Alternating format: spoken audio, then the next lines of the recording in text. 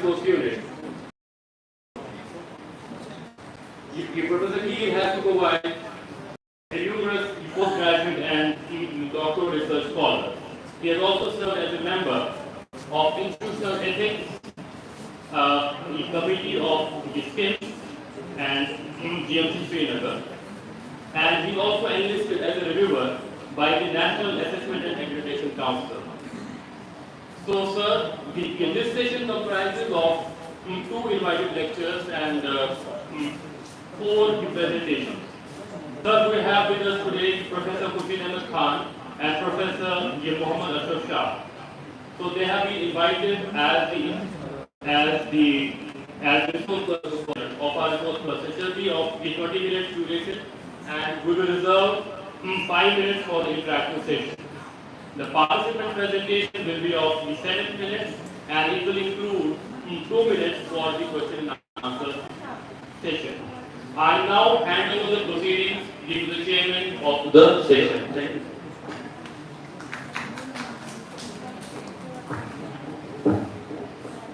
Assalamu alaikum, very good afternoon to all of you.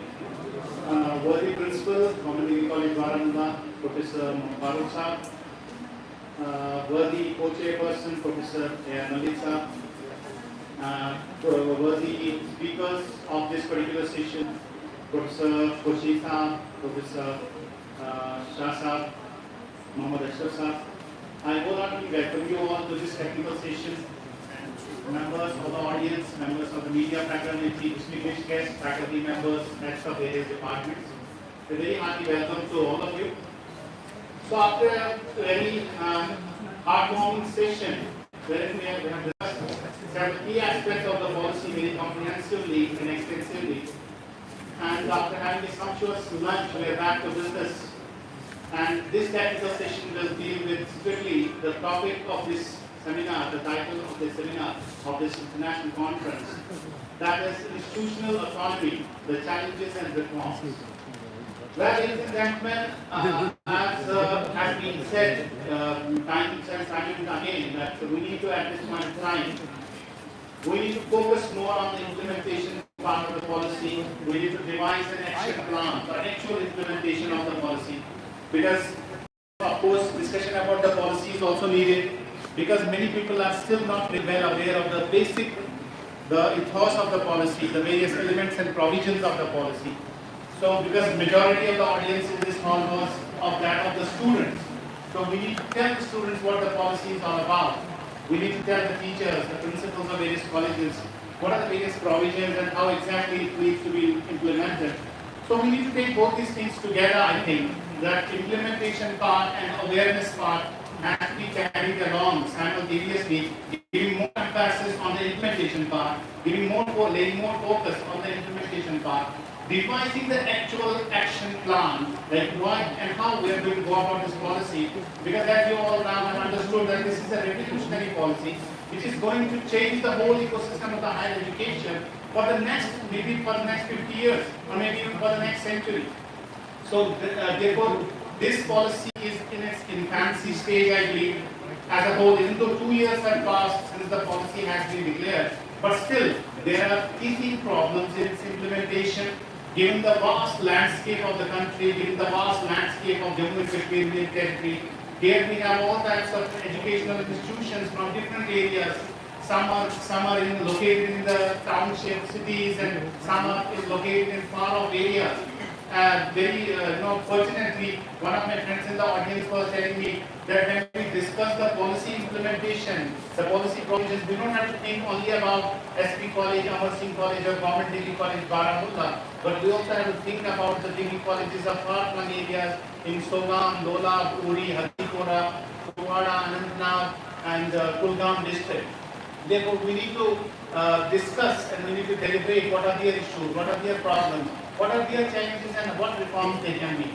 So here I would like to emphasize once again, which was very well dwelt upon by our esteemed speaker from NIOS, that learner is at the center stage of the whole policy. He is the key stakeholder, student is the key stakeholder. But then there are many more stakeholders. The three functions of higher education are the functionaries are the student, the teacher, and the curriculum. We need to have a student whom we can teach. We need to have a teacher who will teach. And we need to have a curriculum what will be taught.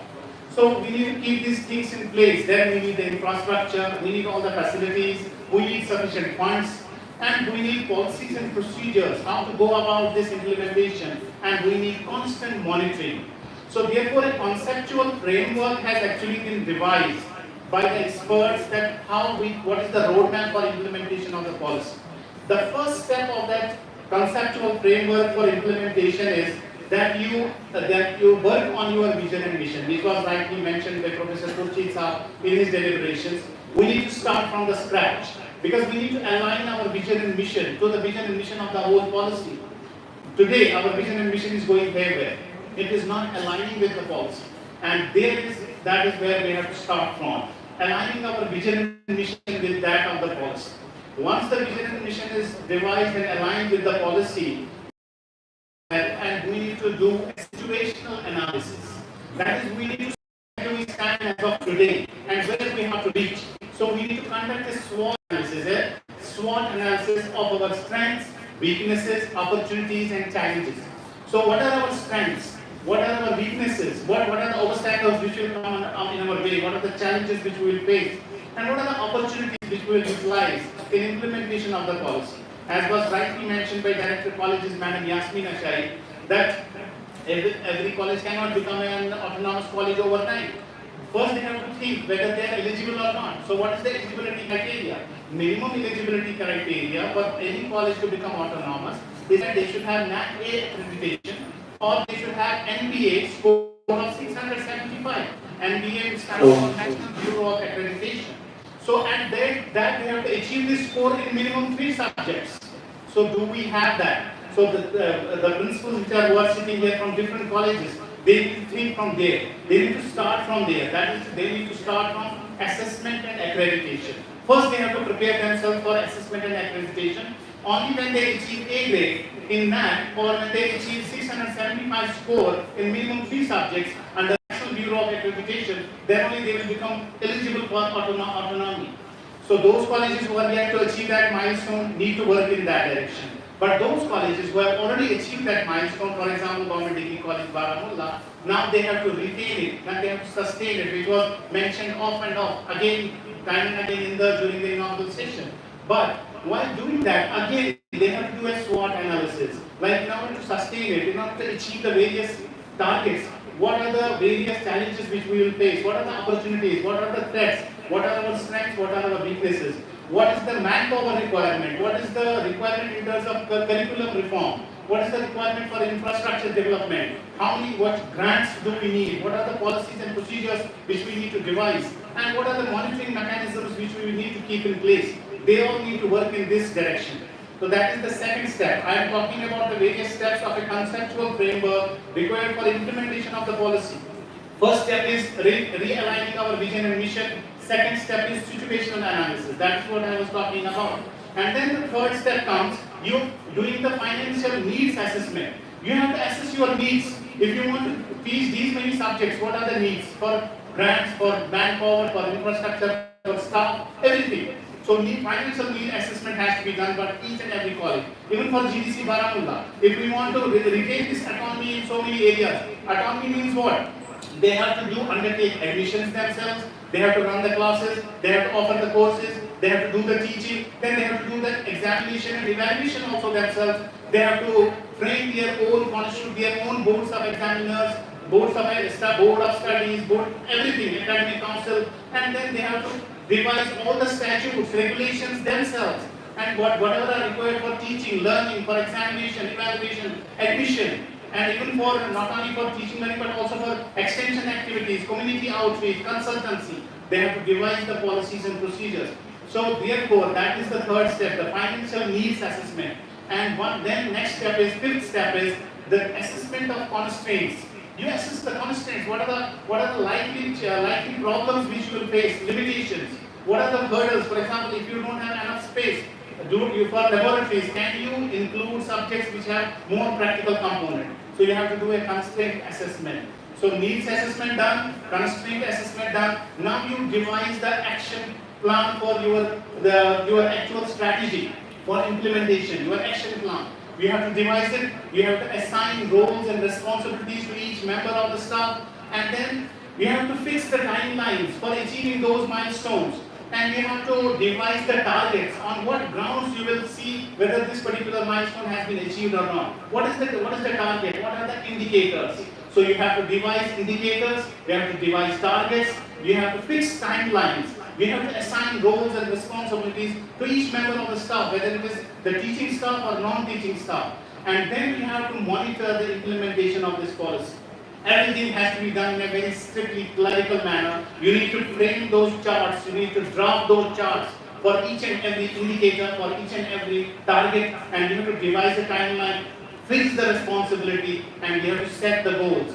So then once you do that, then you have to continuously monitor the policy implementation over a period of 2-3 years, and then you have to review it, revise it after every 2 years or 3 years, and then you can, this cycle will go on and it will repeat itself. See, actually, I am not the speaker of this session. I am only here to chair the session. Therefore, I cannot go into too much detail. But otherwise, I would have loved to discuss more and more about this implementation part. But yes, of course, there are much better speakers than me. Professor Khurshid Saab is there. Professor Ashraf Saab is there, who are veterans, who are leaders in academics. And Professor Khurshid Saab has always been keen. He has already invited me a couple of times to SP College, where we have discussed these issues at length. And Professor Ashraf Saab, wherever he goes, he sets the stage for the basic ground level academic deliberation. So autonomy, administrative autonomy, it means academic autonomy, both administrative and academic. So I'm sure that we will have a very fruitful discussion once these key speakers take over the stage and discuss various nitty-gritties of the policy implementation vis-a-vis institutional autonomy.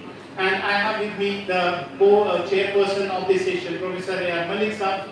First, before inviting the speakers, I would like Professor Malik Saab to say a few words. Thank you, sir.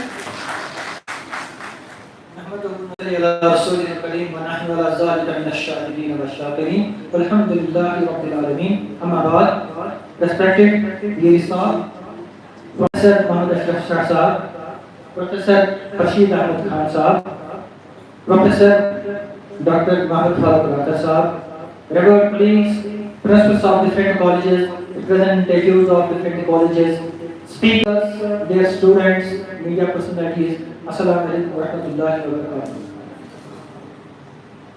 I am highly privileged here to share this session with the magnanimities here sitting on the desk, and before them it is very hard to speak a few words, as Dr. GDC Saab has left nothing to speak for me because he has given a comprehensive implementation plan of the NEP with regard to the institutional autonomy. Sir, being a faculty member of Government GDC College Baramulla, I am of this belief that we have taken deliberately this challenge once we submitted the papers for autonomy.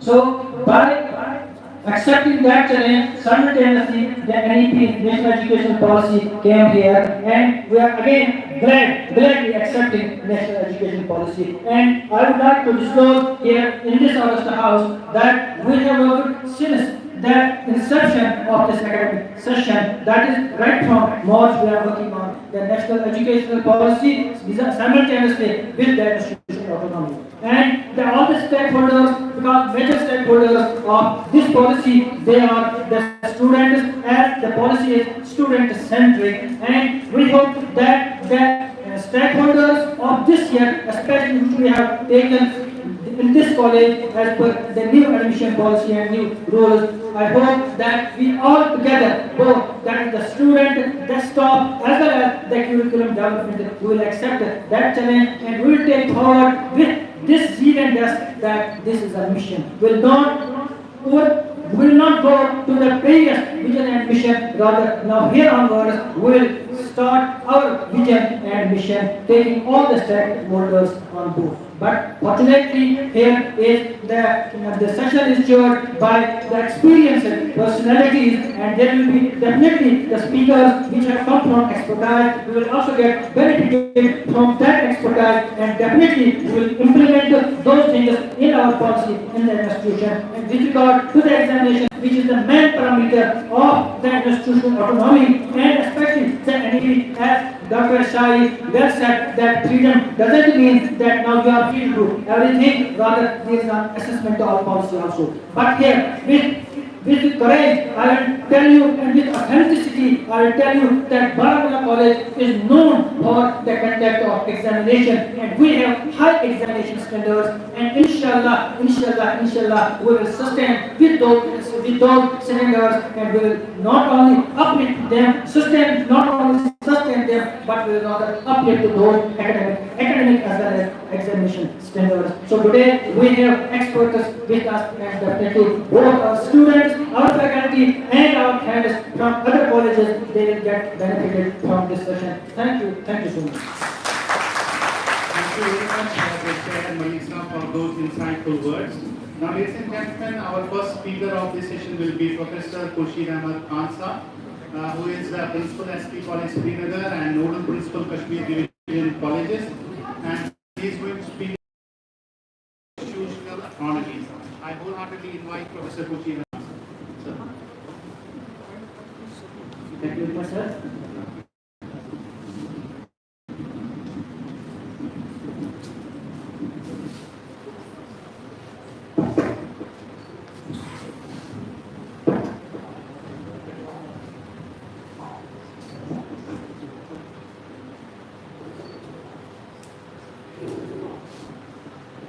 Chairman of the session, Professor Mohammed Isaac, a luminary in the field of higher education. Professor Mohammed Shah Sahab, our former principal, former principal of this institution, consultant of higher education department at both university and university. There are Malik Sahab at Department of Autonomy, and Professor Dr. Mohammed Farooq Sahab, principal of the college, and my good friend. Principals of various institutions, dear students, Assalamu alaikum warahmatullahi wabarakatuh, and a very good afternoon to all of you. In fact, it's very difficult for me to talk about any academic issues when luminaries like Professor Mohammed Isaac Sahab and Professor Mohammed Shah Sahab are in the session, and they are monitoring the session only to the extent that the session must be very, very fruitful for the audience, and thereby they will carry this message to their respective colleges, to their respective colleagues, that we are talking about the autonomy of their institutions. In that context, I am 100% sure that if my will be handed over to Professor Mohammed Isaac Sahab, or for that matter to Professor Mohammed Shah Sahab, they will go on conducting upon these issues for hours together. They are grounded, very well reputed scientists vis-à-vis the implementation of this scheme. Some 2-3 months back, Professor Mohammed Isaac Sahab passed on some valuable tips to us here at SP College Srinagar by the Professor University Vice Chancellor was also present. And at the same time, Professor Shah Sahab is a luminary. Without his intervention, the implementation of this policy, not only in the Department of Higher Education or government degree colleges, but for other universities. And when I talk about other universities, it means Kalasta University, Srinagar, University of Kashmir, when we have Islamic University as well. Here, they have already played a role for the implementation of the scheme. And today, there are two aspects where we will be talking about the present conference, which is talking about institutional autonomy under NEP 2020. Definitely two aspects do come arise. One is if we focus or limit ourselves to talk on the implementation of the policy, that is only degree college Baramulla. But I think it's our responsibility when luminaries are here on the days, and other than this, whatever professors, the degree college Baramulla itself are here, then it becomes the responsibility for all of us to talk upon the issues which will be implemented for other colleges. We must prove ourselves that we will be providing our helping hand for other colleges for the implementation of this process. So if we divide the conversations into two parts, then that would remain better. Why? Because at present is the buzzword, it's talk of the town that we are going to implement NEP 2020. And we are fortunate enough, let us be honest. I'll be talking about only Kashmir. Kashmir is fortunate enough that they have implemented this NEP 2020 across the whole country. For the first time it is being implemented, I mean, here in our valley of Kashmir as well as in Jammu. And really, it gives us an advantage to move forward, to show to the whole higher education sector in the country itself that we are one step ahead compared to other educations in the country itself. Yesterday, I will repeat it why, it will give us the significance of implementation of this process. I was with the NAP care team. The people were from South. Some of them were from Delhi University as well. It will take long period of time to implement the process itself for those better institutions at national level. But when they heard that we have already started classwork, so far as Cluster University Srinagar is concerned, and obviously Government Degree Colleges, they were stunned to know that you are already implementing the process. And at that point in time, you are getting autonomous status, and autonomous status is being implemented in the colleges. So we are really fortunate enough that we are in a position to talk about the policy, not only going through the document. This NEP 2020 document is now since for last 2 years. All of us have gone through this, I mean stakeholders. All stakeholders have gone through the document. They know the nitty-gritties of the document. They know each and every aspect of the document, what it says. Now, where we have reached, we have moved to a stage where we have to implement, we have to see what kind of preparedness we have. It is similar to that, we have to operate a patient. Patient is laying on the bed in the operation theatre, and we have to operate upon the patient. By operating upon the patient, what kind of policy support we require? All of us have that kind of support. Are you getting my point? The point I want to convey is that we are in the implementing stage. Right now, I have to go to a classroom, to a laboratory, to the library, where my students are waiting, and I have to impart my teaching learning process as per NEP criteria. As per NEP 2020 criteria. And criteria, you people know the master. The master of our whole J&K for the implementation of that minimum of the curriculum is none other than Professor Shah Sahab. It's very difficult for me to talk about the implementation of that, what kind of structure, curriculum structure we have. And at this point in time, we are well aware about the fact that Cluster University has taken 20 credits, Kashmir University has taken 24 credits per semester, and they have devised the mechanism. I personally like the device, the mechanism devised by University of Kashmir.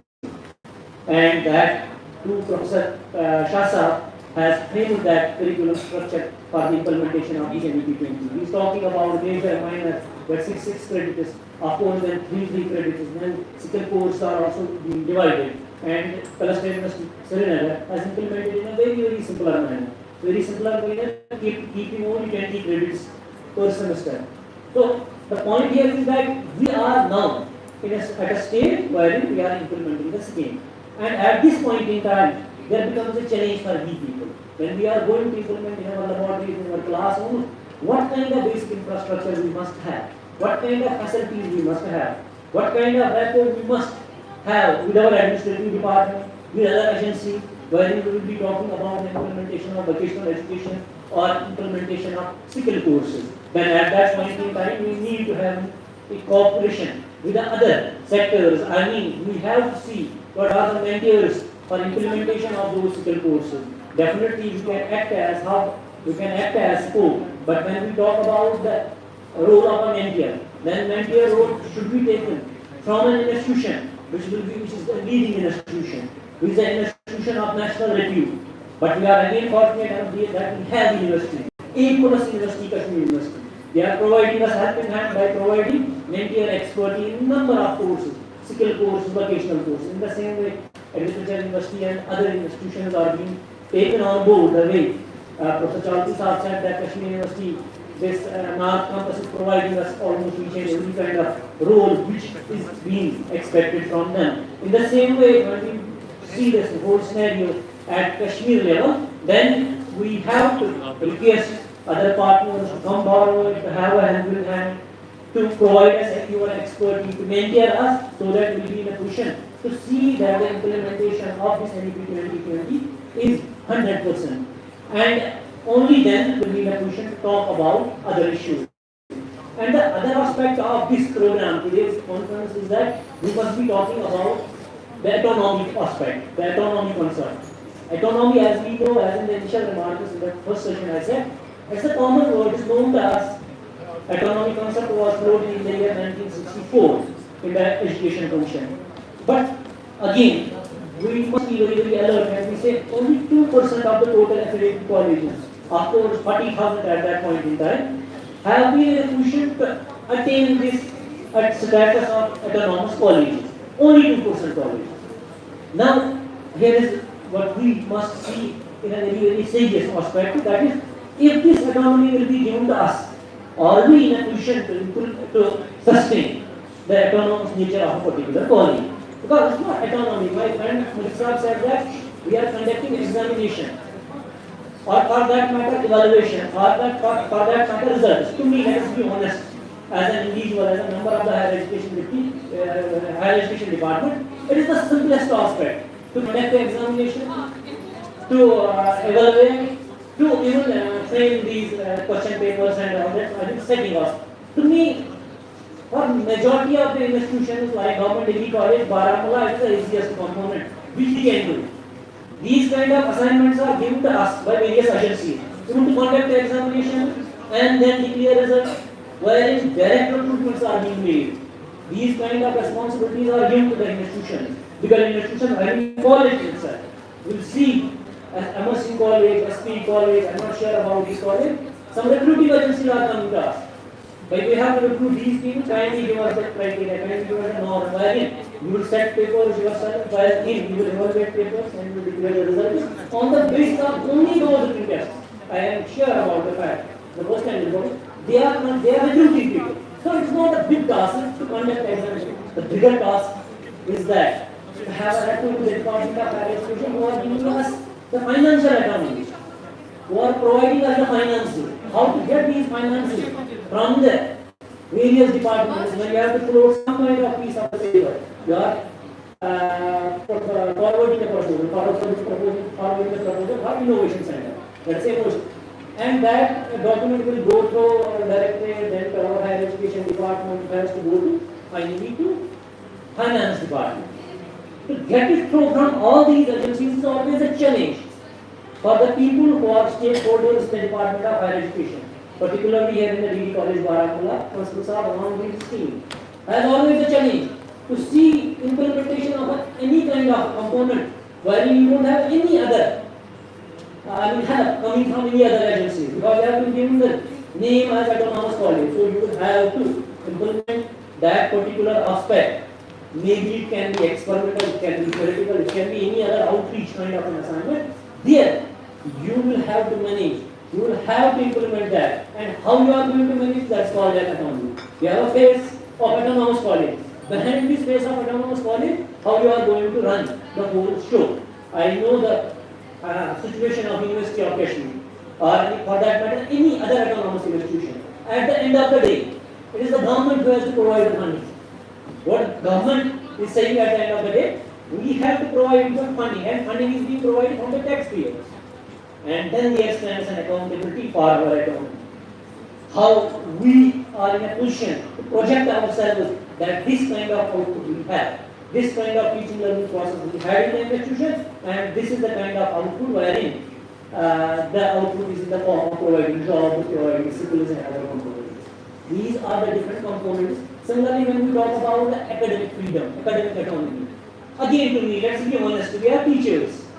We are teachers, and definitely senior group of teachers is always at the helm of affairs in the communities where these matters can be taken up. Of course, our youngsters who are highly qualified, who are technology savvy, they are always here, they are giving the input. Then you are deciding any kind of academic issue, wherein maybe you are interested in the introduction of new subjects, introduction of any vocational course, introduction of any skill type of course. The point here is that we are teachers, probably we can manage that.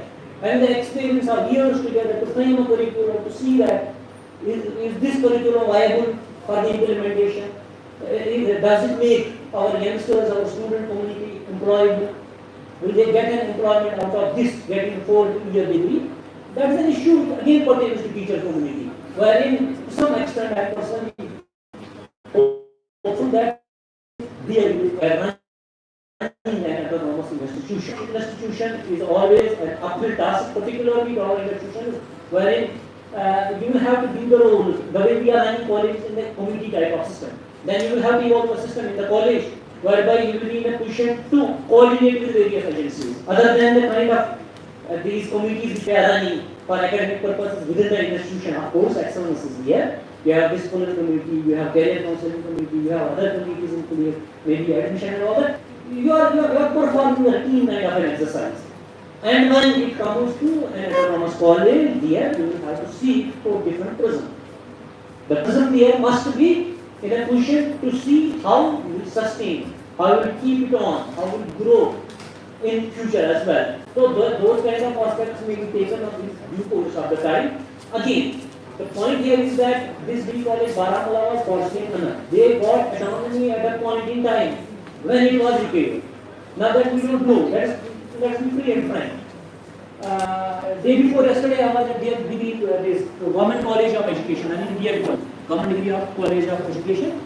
They are already A+ college. Now that they are going to fail just after 10-20 days, 10-12 days for this national inspection. It is their third cycle. In 2 cycles, they have already got A+ degree. And now I raise this question over here. How mandatory, how essential it is for that college to get this A or A+ grade so that they will be in a position to ask for the autonomy of the college. But you are fortunate and you have already got it. But the point is that implementation process is there. Again, let's take the case of SP college and A-grade college. Now that we have came here before the NAC inspection, just in couple of months, I personally feel that. And our first and foremost challenge is that how we are going to get this A-grade again. And getting the grade, then asking for the autonomy, because the key takeaway of our NEP 2020 at the end of the day is to convert all these accredited colleges into autonomous degree colleges. Of course, in a very graded manner, the way it was talked since morning, we must give the autonomous status to the college in a graded form. There must be agencies definitely who are going to monitor that what kind of autonomy will be given to, maybe for this teaching learning process and the conduct of the examination, maybe to have the autonomy even for the recruitment of your faculty, teaching, non-teaching, whatever it will be, and then training those faculty members for their refresher orientation course or any kind of training which they require in present day wherein they are seeing the challenges of the technology intervention. So the kind of autonomy you are getting is definitely a debatable issue, and it really depends upon the institution. What kind of strengths they have, what kind of weaknesses they have, or the most important point is wherein they can sustain. So talking about the various components whereby we say college autonomy brings academic freedom in terms of independent teaching learning process, then you have designing curriculum, deciding college admission process and fee, own administrative staff and faculty, deciding examination pattern, evaluation and judgment parameters of own, the grading system of own choice, awarding degree to students, of course planning best practices for the institution. Some of them are very easy, they can be managed, but there are some major components wherein we have to be dependent upon other institutions as well. Now, if we talk about that, what kind of criteria we must have? We must have the further sustenance. There definitely we will have to evolve a system whereby we must trust the responsibilities to various stakeholders within the institution as well. But at the end of the day, when we talk about the university for autonomous nature, there we see how the system is being evolved, how the system is being run, and the difficulties faced by the stakeholders, vice chancellor, honorable vice chancellors, registrars, controller of examinations. Despite of the fact this cluster entity have now come up for more than 5 years, and I know the challenges they are facing. I know the difficulties they are facing. Now that they have a tag, autonomous university, cluster university Srinagar, but how the system is being managed, what kind of infrastructure they actually require and what kind of infrastructure they have. That is very, very important. Infrastructure gap. If we look through that prism to Degree College Baramulla, here we have to be very, very alert. We definitely should devise an institutional development plan. We must devise a plan, and that plan will tell us that in subsequent years, 1, 2, 3, 4 years, how will be the vision to move forward, not only the course which we are running, normal type of courses, then again after a gap of 5 years when you will go for your NAC accreditation, or if you introspect yourselves, you will see what kind of change I have brought to this institution when my A grade was allotted to this institution, or when I have given the autonomous nature of the college. At that point in time, I was running these courses. How many courses, new courses I have added, which are really job-oriented courses? What kind of infrastructure, growth and development has been there? Is it there or not? So these are always the challenges for the autonomous institutions. Priorities, what we were doing as accredited institutions or even undergraduate colleges, we usually pass our but to university, they are running our academic affairs, they are managing these settings, curriculum formation, and then meager implementation process by way of conducting examinations and going through this teaching learning process for precision. At the same time, there are other components which we use to again ask the government planning section, your this accounts department director, finance and whatever we call them. They usually come our rescue. We will just pass on our requisitions. They say we have the faculty, we have this kind of resources to be given to the faculty by way of their experience and so on. Here, that's not the case now. So, what is the challenge with us? What is the challenge with the management of the college? What is the challenge before the senior faculty, before the youngsters? Is that they have to change themselves. They have to change their mindset.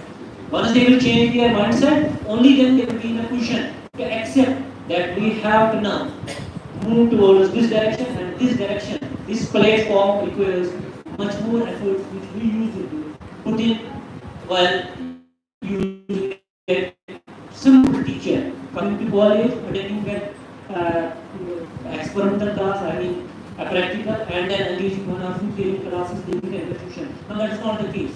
Each and every individual in the system, in the college management, I'm talking about the faculty, I'm talking about non-teaching, and of course the management of the college, have to change up their pattern. They have to pull up their socks, and they have to work very, very hard in tandem with the agency, so that will be fulfilling the challenge for us to implement this NEP 2020 as an autonomous college. And I hope we wish that this college, as a routine matter, will have a bright future, and in 2 or 3 years of time, this college will definitely be a very, very successful autonomous college, and that will lead to become a university itself. The college has the potential to grow as a university when research in the modern fields, maybe biotechnology, biochemistry, information technology, innovation, and that innovation will ultimately lead us to have research which is worthwhile at the international arena, and that will give us an impression that we are now autonomous. We have really come over the hurdles which otherwise we used to have while being an affiliated college to University of Kashmir, to other university where we doesn't have the say to develop our own curriculum, to see new innovations, to see new to see excellence in the institution by way of implementing the various aspects whereby our students will get the best possible opportunities to be employed across the globe, not only in our India or in the country itself, they will be employed in the whole globe, the developed countries itself, when they will get the best possible education.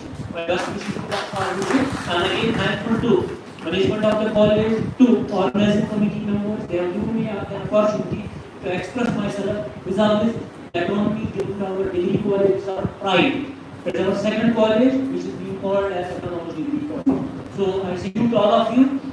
Now request all of you to work in tandem so that we will fulfill this dream of autonomy.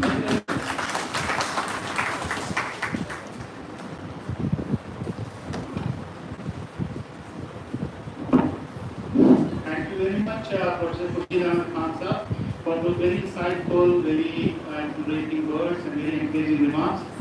We have discussed very key practical issues, as I mentioned, academician of University of JNK. You are aware of the practical difficulties, practical aspect of academics and administration, and I have always been very keen to resolve those problems and issues at academic institutions like SP College. And I'm sure your deliberations will go a long way in proper implementation and of the division of an action plan for implementation and sustenance of this autonomy. Very rightly said by Professor Khurshid Khan Sahab that this degree college has already achieved the milestone of becoming an autonomous college, and now we should strive for becoming a full-fledged university. And this is exactly what I had requested when I had visited SP College, because some of our institutions are the oldest in JNK. SP College, for example, was established way back in 1906. And Kashmir University was established in 1949. It got bifurcated in 1969. So if Kashmir University could come up to this level since 1949, nothing should stop SP College to come up as a self-sustaining university, as an autonomous, full-fledged university, a research university or degree awarding university, and similarly MA Women's College, MA Road, other colleges which are the premier institutions which has produced veterans in the field and who have made a mark in the different circles of the society. So that aspect needs to be considered now. Now the autonomy, we have switched into a new era wherein all the institutions have to work in this direction and look what are the challenges in this roadmap, what are the various challenges which they are likely to face. Because the title of this conference is Challenges and Reforms. In my opinion, in my humble, modest opinion, the biggest challenge for any institution which has achieved autonomy will be, the litmus test will be this accountability. It will be how well they are able to maintain their transparency, their accountability of their finances. Because when they are accountable, when they are transparent, that will increase their credibility. And this in turn, when the institution achieves the credibility, that in turn will create a benchmark for others. And that will set the stage for the institution to move ahead. So the institutional credibility will come from the institutional autonomy, that will come from the institutional accountability and transparency. Similarly, other big challenge will be the timely completion of the courses, whether you are able to complete your courses in time, and whether your alumni are finding jobs in the job markets of the world.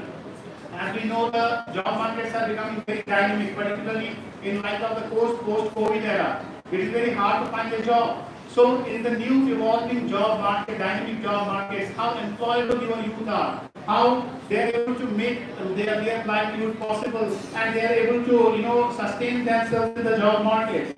Then another benchmark or challenge will be how socially relevant your courses are, your education and your research, how socially relevant it is, whether you are able to carve a niche for yourself and leave a social impact through your education and research, whether society is accepting you as a credible institution and whether they are accepting your research outcomes or your outputs of your education and they are embracing them.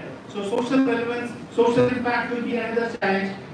And then the sustenance of your assessment and accreditation, whether you are able to achieve continue with that NAC A grade and go higher, NAC A plus, because to achieve a grade it is okay, but then to sustain it and take it further becomes even a bigger challenge. So this college and every other college has to work in that direction to sustain it and take it forwards, and alongside bring in more and more innovations, bring in more and more employability and entrepreneurship, and similarly going for community outreach and extension activities and bringing the society into your business, into your day-to-day working of education and research. So then we will discuss the reforms also. But meanwhile, we are fortunate to have with us one of the veterans in the area in the field, Professor Mohammad Ashraf Sahab, who has been working very hard in this direction, and the mathematics is all on his fingertips. How many credits, how many courses at undergraduate level, at UG level, and if anybody in the university, at least in our Kashmir University, has any issue or problem, he is the one-stop gate solution that we refer always to Professor Shah Sahab, invite him and ask him about the solution. So he has been during his tenure as principal of Government Degree College, this particular college, I remember he was giving his consultancy, his expert advice to various universities, various colleges. He was a regular resource person at academic college and would deliberate on issues like choice-based credit system and other issues which have been now dealt with in the national education policy. So very fortunate and honored to have Professor M.A. Shah Sahab with us. I would request and invite Professor Sahab to deliberate on this topic and deliver his talk, which is entitled Academic Reforms. So he will be discussing about the academic reforms vis-a-vis institutional autonomy. Over to you, Professor M.A. Shah.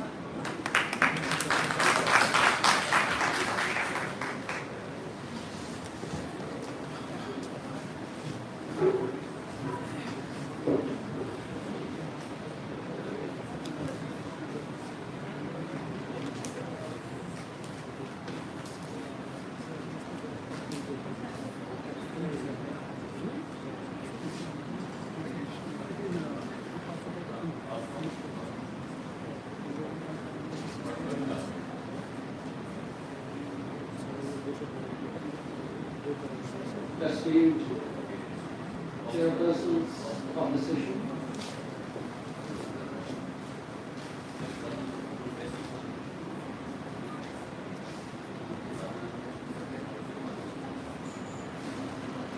members of this august house, on and off the desk, and very dear students. Assalamu alaikum and very good afternoon to all of you.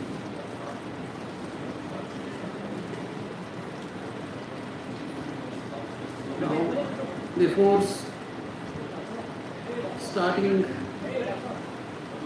to have a discourse on the topic,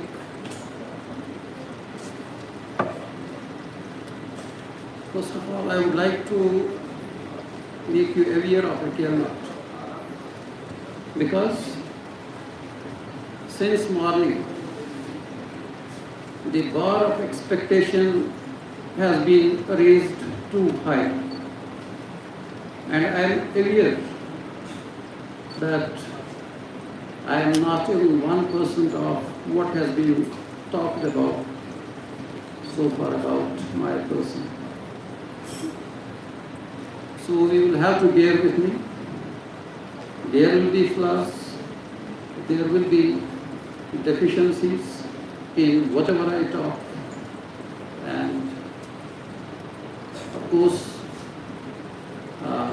at the end of our deliberations, we can have a free and frank discussion. Even after we have our deliberations.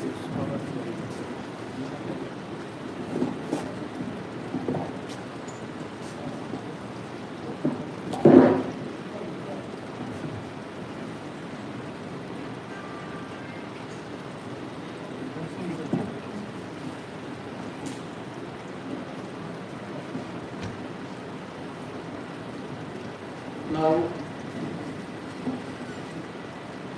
I would like to point out that I feel very comfortable over here because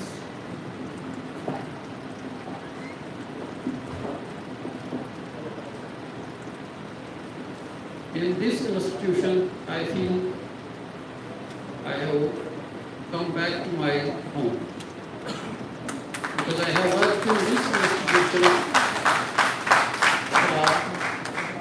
more than 3 years, and during that period, because of the efforts of our predecessors as well as the efforts of the faculty as well as students, during that period we achieved 2 milestones. In 2015, the college was accredited in the second cycle with grade A by NAC Bangalore, and followed in 2016, this college was graded as a college with potential for excellence. Perhaps these two events paved the way for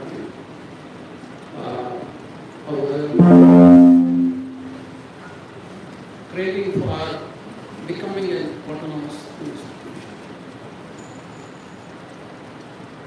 Now, as national education policy is concerned, we can say in simple terms that this is a student-friendly policy. It is learner-centered. Now, from our, we have been talking about the conceptual framework, but my area is the basic structural framework, where we have to work, where we have to transact our business in the institution itself. Now, with respect to the University of Kashmir, there are certain issues which we have to face, and these issues are different from those which you may face in this college as an autonomous college.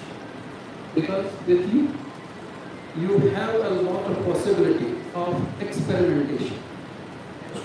Because you have a uniform structure, you have to think about a single institution.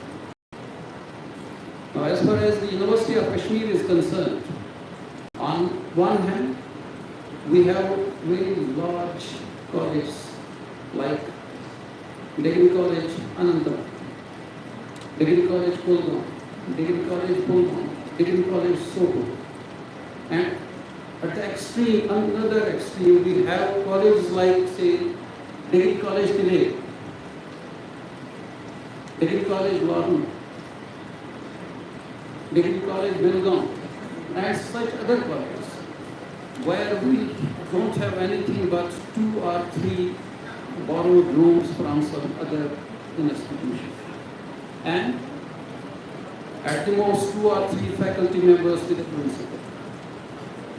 I am not aware about what's the position with regard to non-teaching staff in such institutions. Because I have worked in such an institution myself, which had been recently established in those days. The institution had been established in 2008, and I was made to work in that far-off college in district Doda in 2010, where we had just 1 permanent faculty member, 1 laboratory bearer, and then 5-6 contractual teaching staff members, and 2 or 3 local fund employees. Now, as infrastructure, we had just 4 or 5 rooms borrowed from the higher secondary school of that institution. Now, this is the situation where we have to implement NEP. Now, initially we used to have only 3 years of teaching in a college, but under NEP, we have been forced to go for a 4-year instructional framework in the college. Although if we go to the policy as such, there are 4 different possibilities with regard to the structural framework.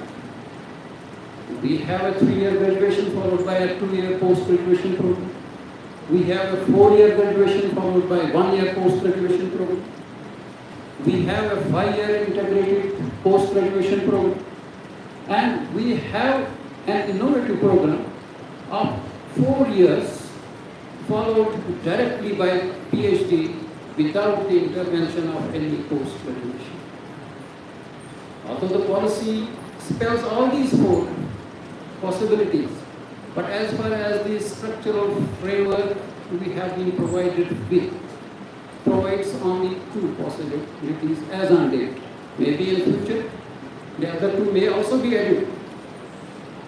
Now, under the present circumstances, we have been provided with the option of having a 4-year graduation program, say, either with honors or research, and a program where this 4-year graduation program with research is followed directly by PhD.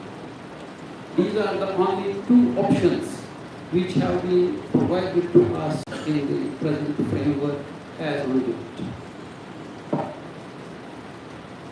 Now, I will have to give you a little bit of history of this year itself regarding NEP. This year we had requested our UT government to allow us to continue with choice-based credit system for this year as well, so that we study the contours of the NEP 2020 and try to find out what will be most suitable framework that we could implement in our institutions depending upon what facilities we have to follow a single framework, or we have to follow multiple frameworks depending upon the strengths and weaknesses of the institutions involved. But there was a clear-cut direction that there is no possibility of allowing to move to next year for implementation. We have to do it from this year itself. Now, since at that time we didn't have any curricular framework to fall back upon, the issue was raised with the government, but the direction of the government was that you implement it, let the universities sit together and frame a model of their own for a 4-year graduation program and implement that. Now, we at University of Kashmir have a good number of deliberations, and on the basis of that we came out with a model. And on that basis, this model was, we reached that model after studying different models which various universities of the country had proposed. On that basis, on the basis of studying all those models, we came to a specific model which we intend to implement in our institutions. But once we were in the process of framing the curriculum, we passed on the information to different boards of undergraduate studies to frame the curriculum. We were already more than halfway through. That is, almost 60% of the syllabi had been framed when University Grants Commission came out with a draft curricular framework on 17th of March 2022. At that time, government directed us, now you drop whatever model you have prepared and now follow this draft curriculum format. And this is the format which will not change much. But we had, at least I can say that I had many reservations with regard to that draft curricular framework.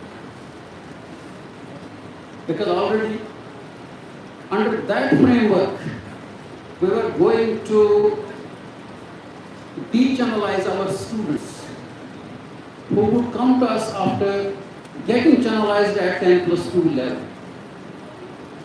Because under that draft framework, the students after matriculation, we know that they move towards science, arts, commerce,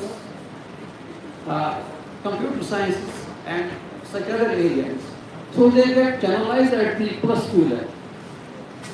But under that framework, what we have to do, that we have to teach our students in the first 3 semesters subjects related to natural sciences, related to social sciences and the humanities. And for that, in all, we had to teach every student 3 courses from each of these streams. That is 3 courses of natural sciences. Every student would have to study in the first 3 semesters. Likewise, 3 courses of social sciences and 3 courses of humanities had to be studied by every student. And thereafter, from semester 4, as per that draft, every student had to select one of these 9 courses from sciences, humanities and social sciences, one of the courses to be adopted as a major from semester 4, depending upon his choice and performance in the first 3 semesters. We had huge reservations regarding this. We wrote to University Grants Commission in our feedback also, a note comprising 3-4 pages. From other universities also, University Grants Commission received many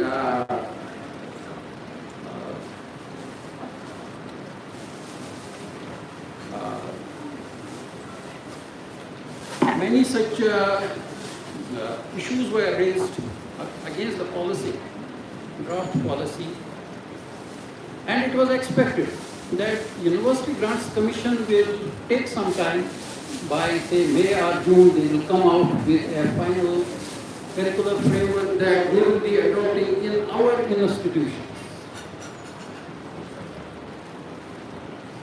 And by 15th of May, I suppose, Higher Education Department convened a meeting of deans of academics of different universities of the UT, along with the principals of the autonomous colleges. And here they conveyed to them that University Grants Commission is already in the process of finalizing the curricular framework based on the feedback. And that framework the government shared with the stakeholders, that this is the framework and this is the framework that is going to stay, and it will be issued somewhere in the first week of June. And on that basis, you start issuing the admission notification. Now, we try to place here University of Kashmir on 25th of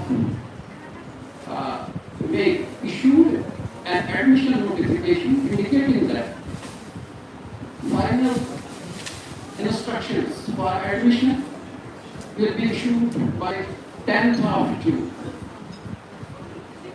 And our admission process will start on the 15th of June of the current year.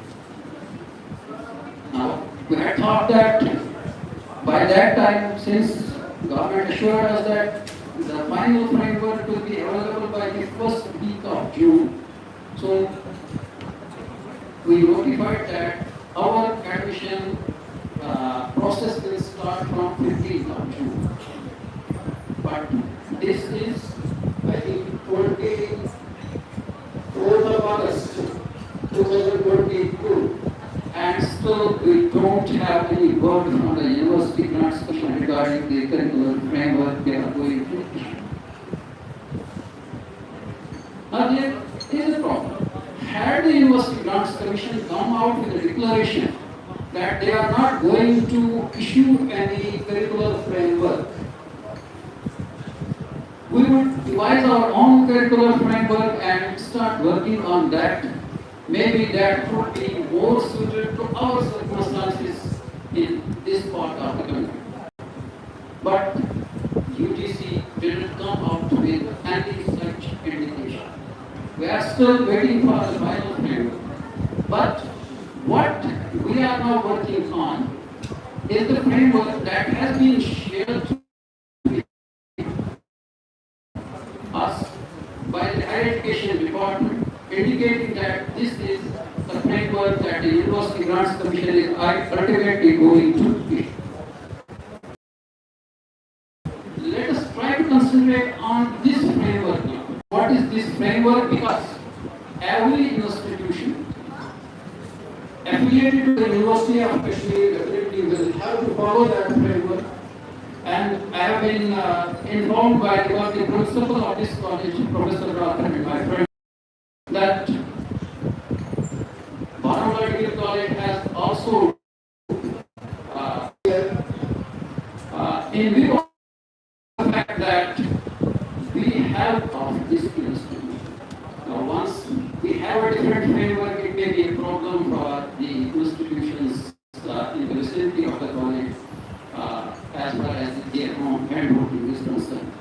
So, let us now come to the actual framework.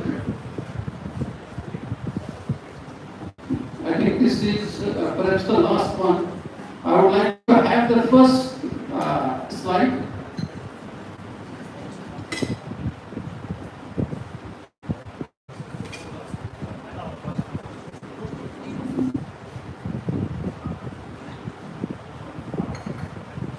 This should be the last.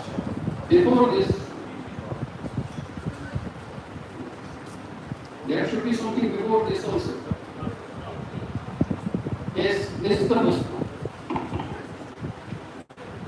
Now, under this framework, which we are going to implement in the Kashmir Muslim Affiliated College and this college as well, for this year at least, we have every student has to have 2 subjects which will continue from first semester to 8th semester.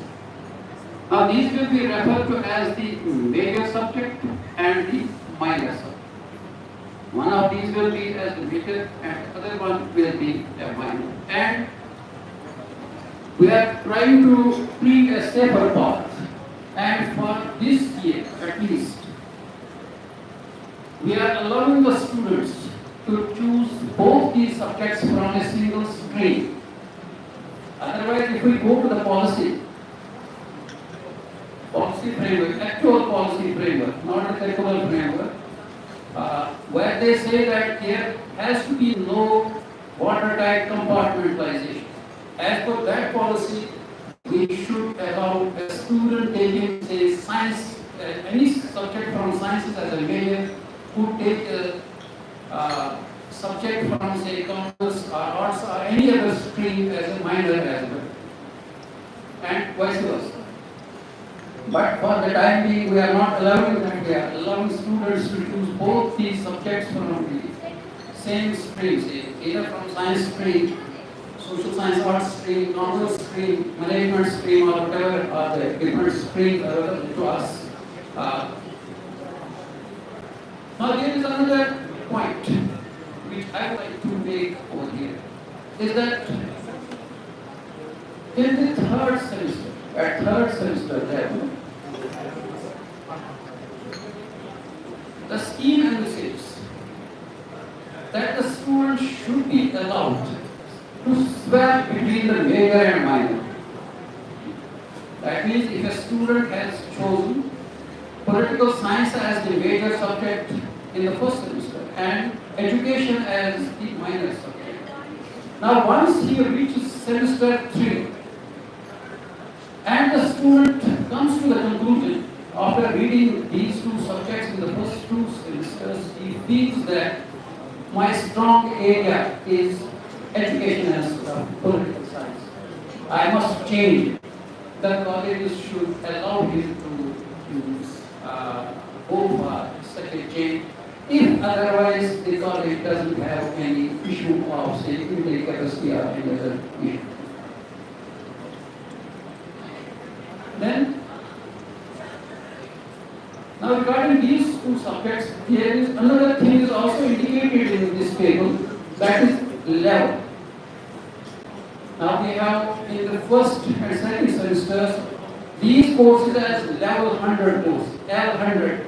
You will see written under these as L100. Now as far as these levels are concerned, level 100, level 200, level 300, level 400, in the graduation program, it is followed by, say, level 500 in the post-graduation program and level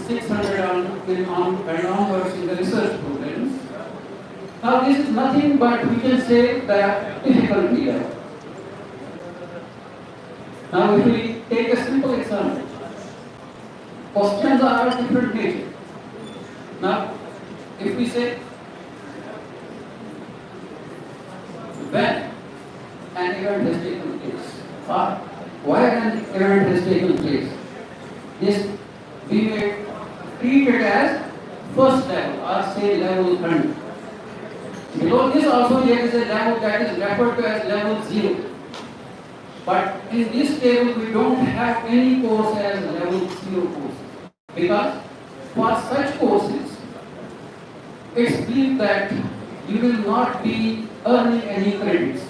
It will be a non-credit course. That means, if I recall, I will ask my teachers also only to recall our system, our annual system. In our second year, we used to have environmental studies as a course. At those days, it was required that a student has to pass in that course. A student will be declared as either pass or fail. In any case of for getting graduation, he has to pass that course only. And these will not count towards his degree. Marks are not required, so such courses would be referred to as level 0 courses. That is courses between the difficulty level of 0 and 99. Then start the courses with a difficulty level of 100 to 199. These are referred to as L100 courses. And our major and minor courses in the first 2 semesters are these L100 courses. Now, if we go to the next step, say level 2, we can ask like after why and when an event has taken place. What it will be a slightly in-depth study of that, what actually happened. Then the next level would be how that actually happened. And ultimate question would be why. If we start with where and when and reach the level of why, this will indicate us the levels. That is level 100, level 400, level 300 and level 400 course. So at level 400, we will be going towards the conceptual part of it. Certain abstract things regarding the subjects, which we will be studying at that time. Initially, the basics of the subject, fundamentals, introduction, and when you traverse into the final level, at the graduation level, that we will see as conceptual. Now after reaching the 3rd semester level, a student has to make a final choice regarding his major and minor subjects. So there will be now diversification. So for first 2 semesters, the syllabus of the courses, major as well as minor, has to be the same. There will be no difference. If the student takes political science as a major subject and another student takes political science as a minor subject, we can teach them together. Because the syllabus is the same, there is no difference with regard to the course content. But after semester 3, there will be a difference. So you will be having different syllabi for major courses as well as minor courses. Now, once you reach now semester 4, you will have substantial amount of content as far as the major course is concerned. So we'll be having 16 credits for the major course and only 4 credits for the minor course. And this will continue right up to the end, up to the 8th semester. Now, as far as this structure is concerned, we will easily mark 3 blocks. Can I have the next slide? In the first block, our first 3 semesters, apart from the major and minor subjects, a student has to study many more courses. Now, a student has to study, apart from major and minor, have multidisciplinary course, which, as per our present scheme, will be different in first 3 semesters. Say, a student taking up political science as major, education as minor, can take up, say, history as a multidisciplinary course in first semester, can take up home science in the second semester, even if he is interested to go beyond the borders, he may take chemistry in the third semester. So for multidisciplinary courses, there is no limitation as of now. A student can move from sciences to arts, arts to commerce, commerce to management or any side. But the only restriction will be that these multidisciplinary courses have to be different from the major as well as the minor courses. A student will not be allowed to take a multidisciplinary course that he has taken as a major course or a minor course. Apart from this, I have to come back towards major and minor just after some time. Apart from this, every student in the first 3 semesters will have to go for a skill enhancement course. Now, under this skill enhancement category, from 2020, on the insistence of the Higher Education Department, we have introduced NSQF courses, National Skill Qualification Framework based courses. Now, under this scheme, a student has to complete 12 credits, 12 instructional credits at the undergraduate level in the academic institutions. And after that, if a student completes 18 hands-on credits in the industry, such a student, after getting that skill, may become employable with an industry of the same kind.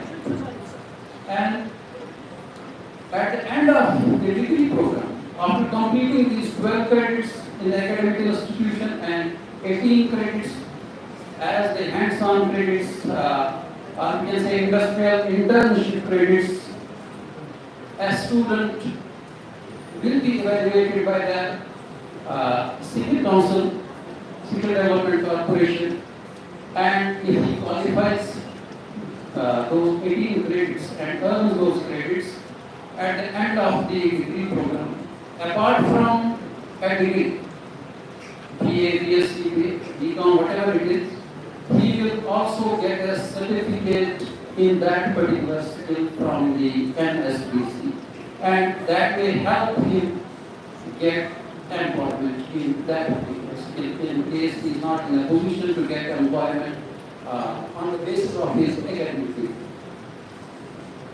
Now, besides this, now these courses have to be taken in the first 3 semesters. We have devised their syllabus on 2 plus 2 pattern. That is 2 theoretical credits and 2 credits based on their practicals. So, in 3 semesters, it becomes 12 credits. And at any time after graduation level, such a student, with the help of the institution, institutional mechanism, which has been already proposed to have MOUs with the industrial partners, such a student can be allowed to participate, especially during vacations, in the hands-on training program of particular specific duration that's required for attaining these 18 credits. Such a student can get a certificate in addition to that also. But this part of 18 credits is a voluntary action on the part of students. In case they intend to go for it, they can go for it. In case they don't intend to go for it, they may not go for it. But the 12 credits which have been transacted in the academic colleges will be required for their completion of their graduation program. Now, since Under this NSQF qualification framework, we didn't have sufficient courses for which institutions came forward, especially for arts and social science students. That's why we retained the non-NSQF courses as well, which were already in vogue in our institutions. But those courses we now implemented in the form of verticals. Supposing a student takes up a course in political science, a skill enhancement course of political science in the first semester, or say for that matter Urdu in first semester, we'll have to continue with that skill enhancement course in second as well as third semester, from the same stream, from the same subject.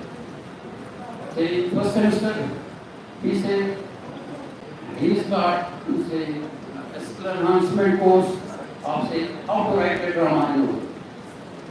In the next one, he can be taught how to write an afsana. In the next semester, he can be taught something else regarding the same subject. So these have now to be taken in the form of verticals, not isolated. Say in first semester he takes a skill enhancement course of Urdu, in second semester he takes one of political science, and in third semester he takes one of education. He has to move in a vertical format. Now we have allowed many such skill enhancement courses in the present scheme as well, because we are aware of the fact that most of the students will not find the skill enhancement courses in the NSQF basket, which is presently available. But if we see that entire NSQF basket that has been notified by the Higher Education Department in the guidelines, we have in all 240 verticals, out of which only 17 have so far been identified for which courses have been designed. Now, once we reach a level when sufficient courses from that NSQF basket are implemented in our colleges, we will then phase out the non-NSQF basket altogether. But for the time being, we will be continuing with that NSQF as well as non-NSQF basket for the time. Now, besides this, every student, whether in say arts stream, science stream, or any other stream, completing the undergraduate program in first 3 semesters has to complete 7 common courses. And out of these 7 common courses, 3 are categorized as ability enhancement courses. Now these 3 courses are communication skills, English language, and 1 modern Indian language. That means in 3 semesters, these 3 courses have to be complete. Likewise, there are 4 value-added courses, including, say, understanding, environmental studies, health, wellness, yoga, physical fitness, sports. There is only 1 course, and digital and technological solutions. These are the 4 courses. All these 4 courses have to be completed by every student. Now, with a specific credit weightage. Now, as far as Cluster University and Islamic College, as well as perhaps University of Jammu is concerned, under the value-added courses, they have included 2 value-added courses in first semester and 2 value-added courses in second semester, none in third semester. But as far as Kashmir University affiliated colleges are concerned, which perhaps GDC Baramulla is also implementing, we have incorporated 1 value-added course in first semester, 1 in second semester, and 2 in third semester. But we have given complete flexibility to the institutions, which ones they would like to opt for in the first semester, which one in second semester, and which 2 in the third semester. Complete flexibility lies with the institutions as far as disciplinary courses are concerned, as far as value-added courses are concerned, as well as the ability enhancement courses are concerned. So, in case they feel that 33% of the students, they will implement skill, say, ability enhancement course of say, this communication skill in the first semester. For 33%, they would like to English language in the first semester, and for rest of the 34%, they would like to go for MIL in the first semester. They are free to do it in any semesters. And same is the situation with respect to multidisciplinary courses. All the multidisciplinary courses, for which we have major courses also.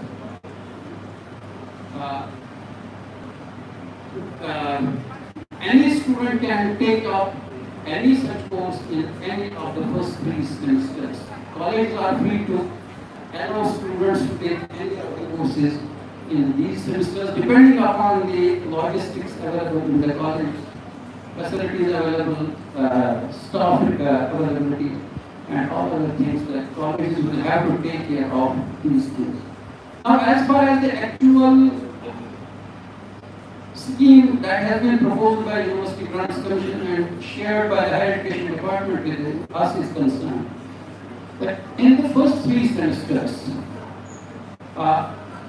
if we see this small table, it's for the block of first 3 semesters only, you will see only 20 credits in each of the semesters. In first semester, 20 credits, 20 credits in the second semester, likewise 20 credits in the third semester. Now, if you see the major, minor, and the skill enhancement components, you will see 4 credits in each semester for the major, 4 credits in each semester for minor, and 2 credits for each semester in the skill enhancement aspect. But we have made some small change in this. We have increased the content at Kashmir University. Now, can we have the next slide, please? Yes. Now here, you see, as far as major is concerned, it is 4 plus 2. 6 in first semester, 6 in second semester, and 6 in third semester. Likewise for minor. Because we have to keep a parity at least for first 2 semesters in the major and minor. So that same course is taught as major and same course is taught as minor in the first 2 semesters, so that a student is in a position to swap in the third semester. Otherwise, if we have different structure for major and minor in the first 2 semesters, then it may not be possible for the students to swap in. And in third semester, we have kept minor as 4 credit course only, whereas major has been kept as 4 plus 2. And beyond this, minor will remain as a 4 credit course, but from 4th semester onwards, the major will be of 16 credits. So you can have more credits here. You can allot some credits for practical courses also from semester 4.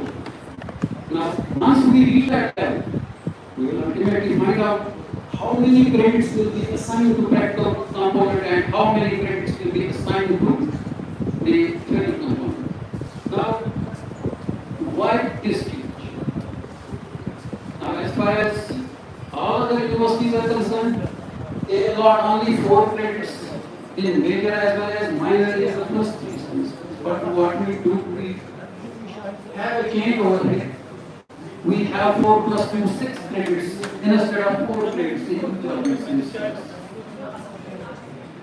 Now, I think for this particular change, if anybody is to be held responsible, it is my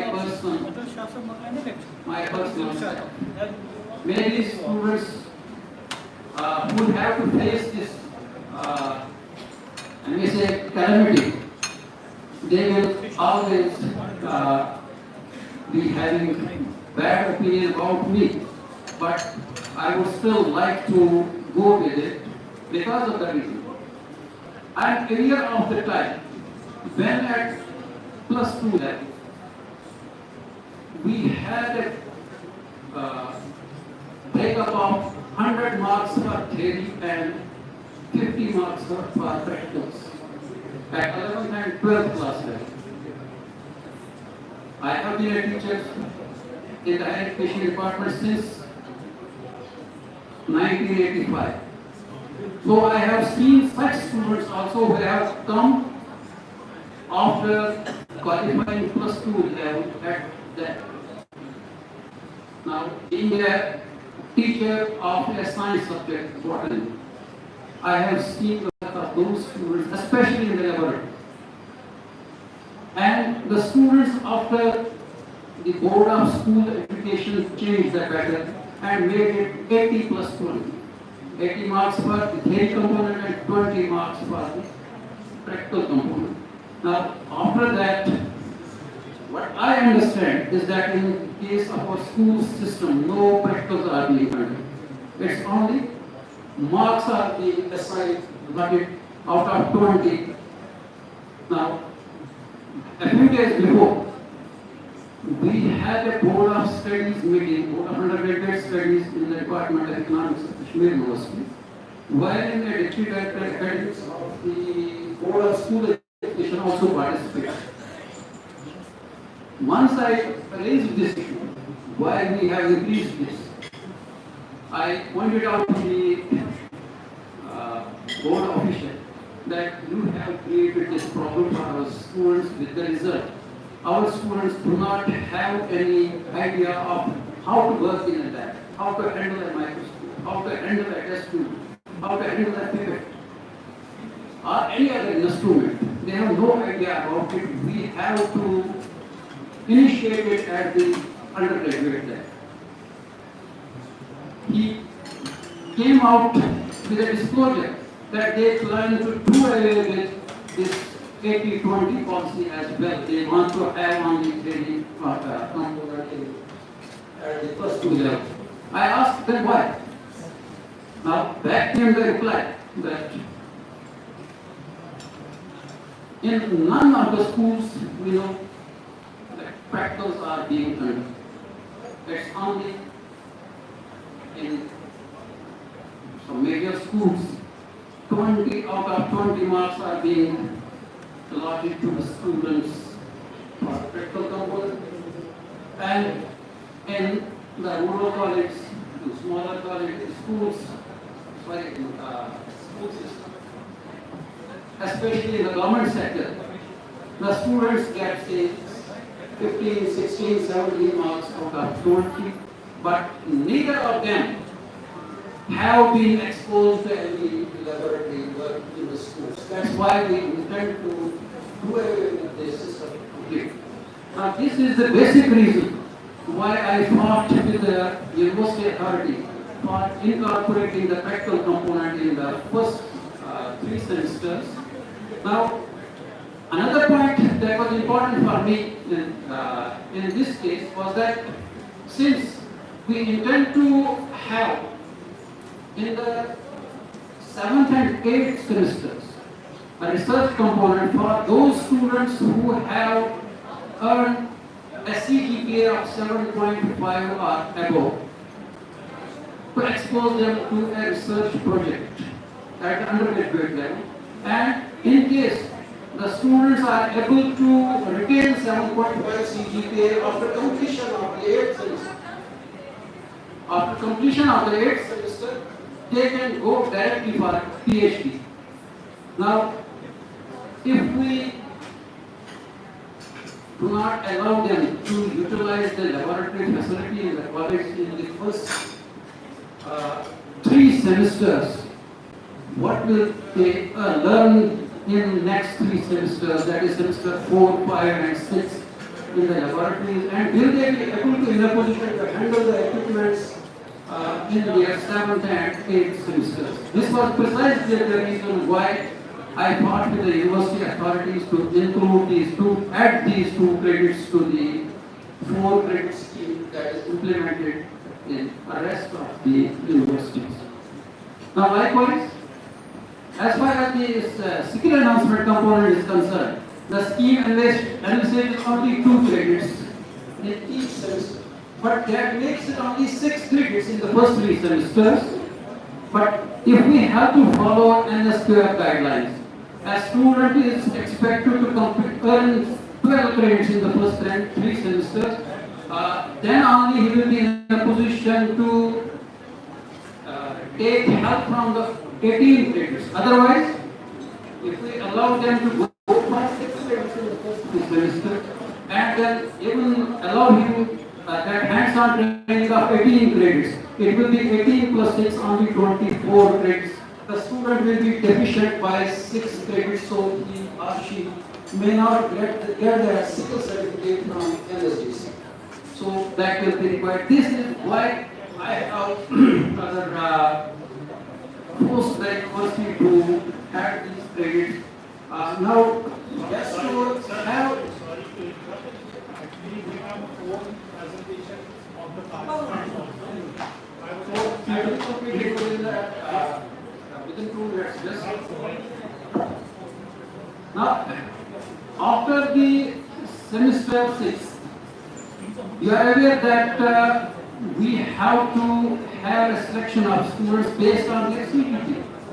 Now, in case a student earns 7.5 CGPA up to semester 6, a student can go either in research mode or into an honors mode. In case of honors mode, after completion, he can go to 1 year post graduation in the university and then for PhD. But in case a student goes to research mode and earns CGPA of 7.5 or above at the end of 8 semesters, such a student is eligible to go for direct PhD without any post-graduation program. These are some of the changes that I wanted to talk about. With these words, I would like to thank you all for the participation.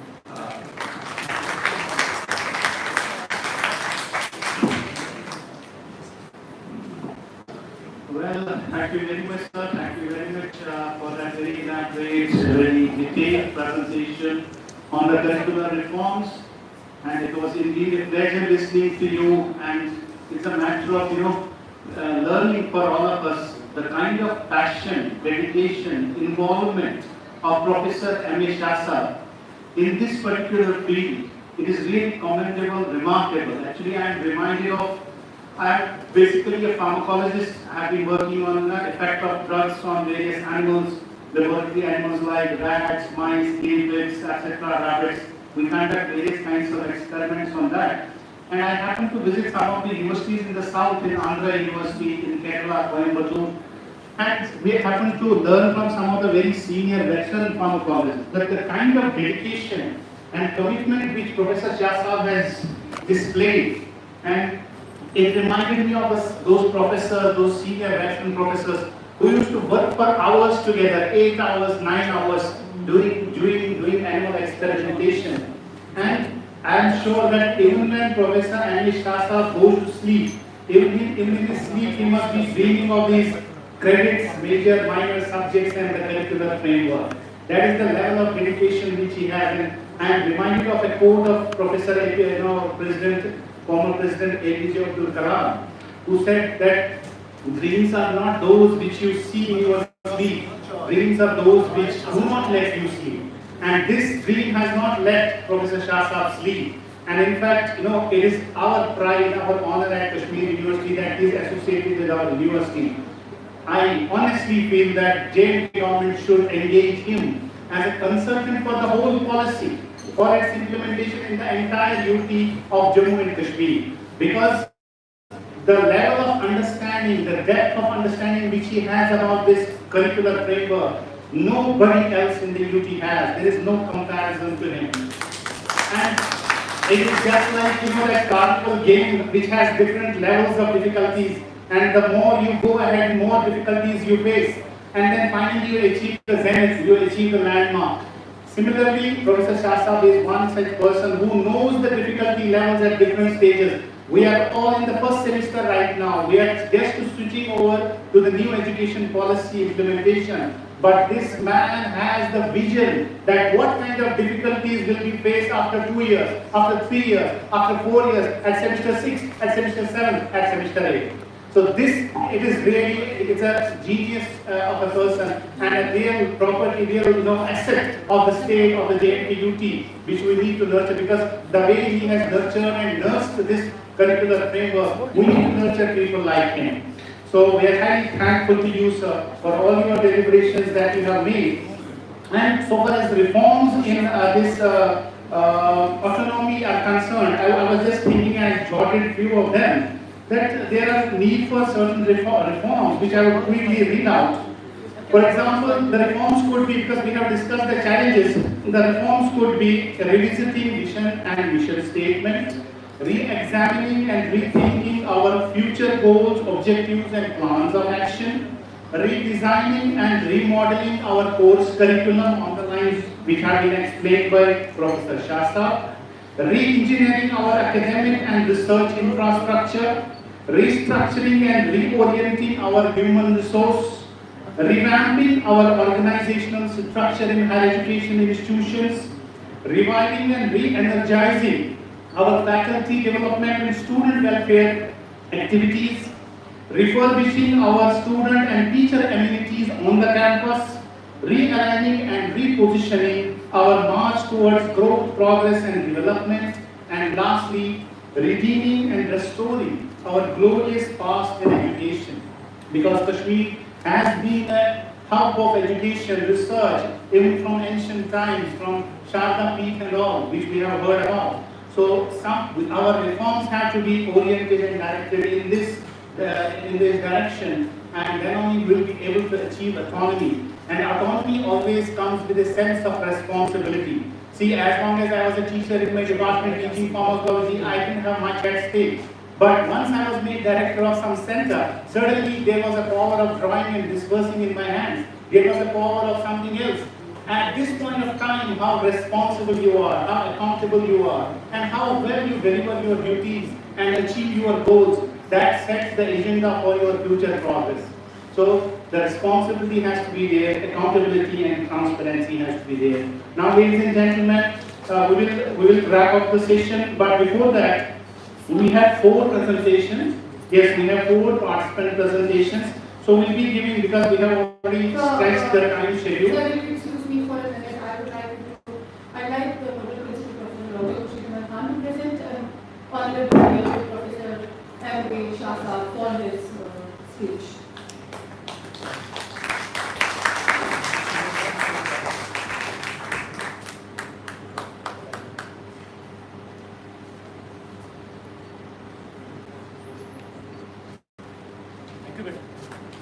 You may proceed with the proceedings. So now I invite Dr. Naushad Ahmad, who will be making the presentation on revisiting the governance and leadership in the context of institutional autonomy under NDP 2020 and critical commentary. So I would request the participant to restrict his presentation to only 5 minutes, please. Then we'll have 2 minutes per question.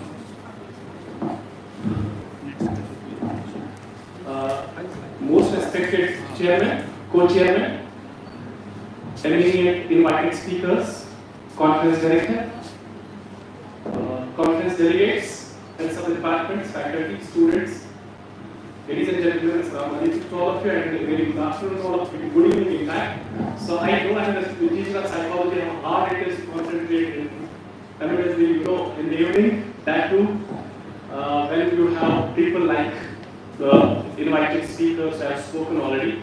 And it is imperative also to understand that institutional autonomy, and that too anchored and tailored with NEP 2020. How hard it is, the operational part of it, how hard it is to be, to be operationalized. For that context, I have chosen not to take the themes which are already discussed and which have been discussed in the public domain, like the experts like you, sir. So the very critical point, that is governance and leadership. I will, the very small presentation, I will sum up how academic institutions were governed, how they are now governed, and what are the provisions under NEP 2020, and how can we instill those provisions in what we call institutional autonomy, since we have already been granted institutional autonomy. Ladies and gentlemen, governance and leadership are 2 terms. Governance, it's related to what, and Leadership is related to how. That is, you can see in the points, because it will save time also. What is governance is at the macro level, a broader spectrum that how to plan, that is planning aspect. And another is leadership, which is the smallest contours of how that policy is to be translated into action and into the subdivisions of the academic institution, what we call institutional leadership. And then you can see there are 4 different dimensions of governance. I will not be discussing them because of the paucity of time, but the word itself indicates that it is self-regulation, means regulation by the directives, the government prescribes the behaviors, whatever we have to undertake. The second is stakeholder guidance. The government delegates certain powers to the other actors that we call intermediary bodies. And then we have academic self-governance, the role of professional communities within higher education system. Then finally we have competition for resources. That is, it takes place mostly not on the real markets but on the quasi markets, where performance evaluation by peers substitute customers. I wonder if I would have time, I would have explained it, but I would like to proceed further. Ladies and gentlemen, the governance in the academic institutions, it was basically the earliest form of this governance model was Napoleonic model, and that was universities were part of the state. And the second model was Walchian model, and where a slight relaxation of the state-dependent public funding, but state was controlling only the managerial parts. And then the third model which was existent is Anglo-Saxon model, what we call autonomous but with public funding, and the very critical thing was shared internal and external governance. Shared was external as well as internal. But very important thing apart from that is this one that we call Republic of Scholars model. That model was 200-year-old model, which is full academic flexibility and autonomy with no accountability was prevalent. And it's not new that we are now talking of autonomy. It was existent some 200 years back. And after that, people felt it that there is some kind of, the time is changing, and in the 20th century it was redesigned as, the model was redesigned and it was new things were incorporated, and the second model, which was state control model, which prevailed for up to the metamorphic changes which occurred in 1990s when globalization, liberalization took place. So this was the second model. The fourth model, prior to that there were three models also.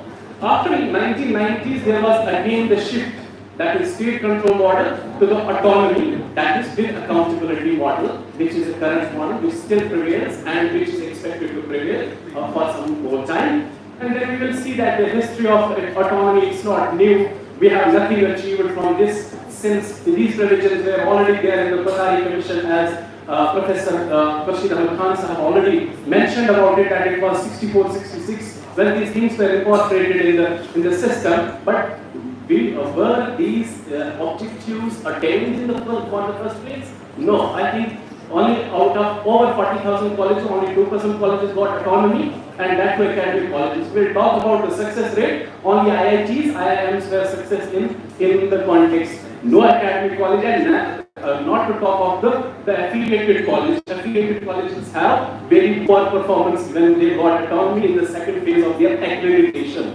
Sustenance is important, not just, if I talk about the benchmarks. Benchmark creation is not a difficult thing. We have been creating benchmarks. Our current principal is creating yet new benchmarks, although it's very hard for him to create new benchmarks because there are certain benchmarks which are already there. Like for example, in 2004 we were at B+, plus 2.74 this CGPA in the old regime. Then we had in 2015 the academic leader like Professor Muhammad Ashraf, we had 3.01, and that too in that we were having good score on the last part of the criteria, that is academic leadership and governance.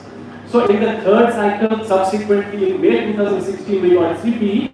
Again, an inspection took place. A 3-member team came. So after 2016, in 2021, May 2021, we got autonomy. Again, a 4-member team came in because we had to get a 3-member team because we were below 3.50. because we were not getting the by default autonomy. We had an inspection necessarily to be executed. So subsequently, we had so many benchmarks. But the challenge for the current academic leader, I'm sure, because I know how hard he's working, is that to sustain those benchmarks and to create more benchmarks. And that too under the metamorphic change which has taken place when two things came in at the same time. I understand how hard he's feeling and how hard he's working. And here you know that these all provisions are there, courses, design courses, innovation, methods of examination and all.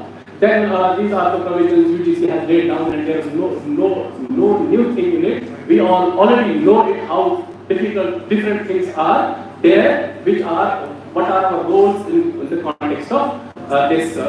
So, new context is, I will be very brief because I have various time, that is, what are the new challenges and contexts within which we have to work. So, it's not new, it has been there for HEIs, particularly universities, and the colleges like Autonomous College, like Baramulla College, because in 2024 we are also going for fourth cycle of NAC, wherein there will be completely similar pattern, the points as that of university. Why? Because we are an autonomous college, we will be having all the parameters similar to that, as our mentors already know. We have different contexts, the economy is global, we have global society, we are here to function in the globalization. So this is a challenge. Knowledge society is a challenge. It's an enormous metamorphic change which we have seen. There is third challenge, which is universal university or HEI, that is universal in access, universal in geographically, etc. etc. Please go ahead. That is next one, please. You will see governance model for new contexts. We have the only thing that we have to do is back global society. Please next one. That is increasing value for higher education, economic value, knowledge economy. Second is social value. We have a massive participation in higher education, and then channelizing that potential into something which we call by 2040 we have in fact pitched for transforming the entire socio-economic landscape of the country. So in that context, we have to instill what we call institutional development plans, institutional strategic plans, both of them. An institutional development plan for long-term, mid-term, and then we have short-term plans. But most importantly, institutional development plan से ज़्यादा हमारे पास what we require is institutional strategic plans, because we have operationalization part. Please go ahead. As we have discussed, and this is less state regulation is autonomy, it's part of it. So please go ahead. I have less time. Please go ahead. Now the important thing is intervention. What intervention we want to do it? We want to do the less regulation is there. If less regulation is there, then over regulation of HIs hinders. Definitely, if principal sir executes, if the translating the academic leadership into action, that too on the grassroots level. If something is to be intervened, the principal sir has a plan to do something, there are structural barriers, operational barriers, governance barriers. So this is what we call less regulation, please. If we want to translate, tomorrow evening, we will be drafting it as a recommendation to the higher education department. If you want meaningful outcome out of it, let us be less regulated, please, in certain contexts. More autonomy, as we know. Hybrid model of governance, I would have discussed a lot about it, but it is the two things which have been incorporated is institutional goal setting, that's very important, institutional strengths and strategic priorities, that has to be embedded into what we call hybrid governance model. Next, please. Responsive and innovative role under NEP is that we must be responsive and innovative, because path-breaking innovation is the objective of NEP 2020. Next is accountability with more professional management. I will not be explaining much of it because it's cost of time. Please go ahead. Then there is greater flexibility drawn in framework of rules and policy objectives. That is actually the prime objective of this conference. Tomorrow evening we must be in a position to have certain rules and policy objectives in front of us in the written form. Then HEI should be freedom and responsibility to set their own missions, priorities, programs in education, research and innovation. Next please. Reward management system, that's important. Then please, next please. Selection of, which is already there, it is the only paragraph under NEP 2020 that is related to governance, which indicates that EEG expert, eminent expert, this group or this committee, then GCC I will not be talking about, I have talked about it. So this is already there, people know it. The next please, next please, next please, next please. This is research period, but the last one, please. That is it. 3 important considerations, please. You please have attention to this. That is more market influences. Greater reliance on markets signals bring a shift in decision making. It should be anchored, and that is what our principles are always reiterate us about how to make a market-friendly interface, academia, industry interface. Second is more cooperation with society, and that is what we call stakeholders. The real stakeholders are not the authorities outside in the ladder. It is actually the students, the alumni, the society in particular. The greater stakeholder scrutiny is very important. That is stakeholder scrutiny not by the authorities, but by the objectives, but by the outcome of what we have done, and constant review of those outcomes. That is important. What we call HEI to be more innovative and entrepreneurial. Thank you very much.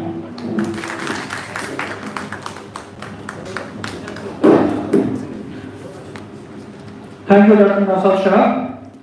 Dr. Nausad spoke on the governance and leadership, different models, then challenges before higher education institutions, and this intentions of the regulatory authorities. So I would like to invite next speaker. It is my privilege to invite Dr. Shoaib Khan to deliver a talk on research orientation. But I would simultaneously request the speaker, please stick to the time allotted. It is only 5 + 2 minutes. Mr. Chairman, dignitaries on and off the dais, and I would say my dear students, but they are not there. I have chosen the topic research orientation in the college's importance and challenges. There is a rationale behind selecting this as a talk for this conference. Number one, I wonder when I talk about research and research publications to the students in my class. I mean, they wonder about that. What's research and what's research publication? Can an undergraduate student really publish a research article? They wonder. This is one. Number second, on and off we see guidelines from the higher education department at the national level whether research should be considered as a eligibility criteria for appointments in the colleges or not, for the universities or not. There's a lot of confusion. Number third, there's always demotivation for conducting research on part of the teachers and then on part of the students. Because one motivating factor is the incentives and all that, but we see our teachers, college teachers especially, they are denied of those benefits, especially when we talk about the 2018 GDC regulations. They have not been implemented when it comes to the incentives of the teachers in terms of the advanced increments to those who hold the PhD degrees.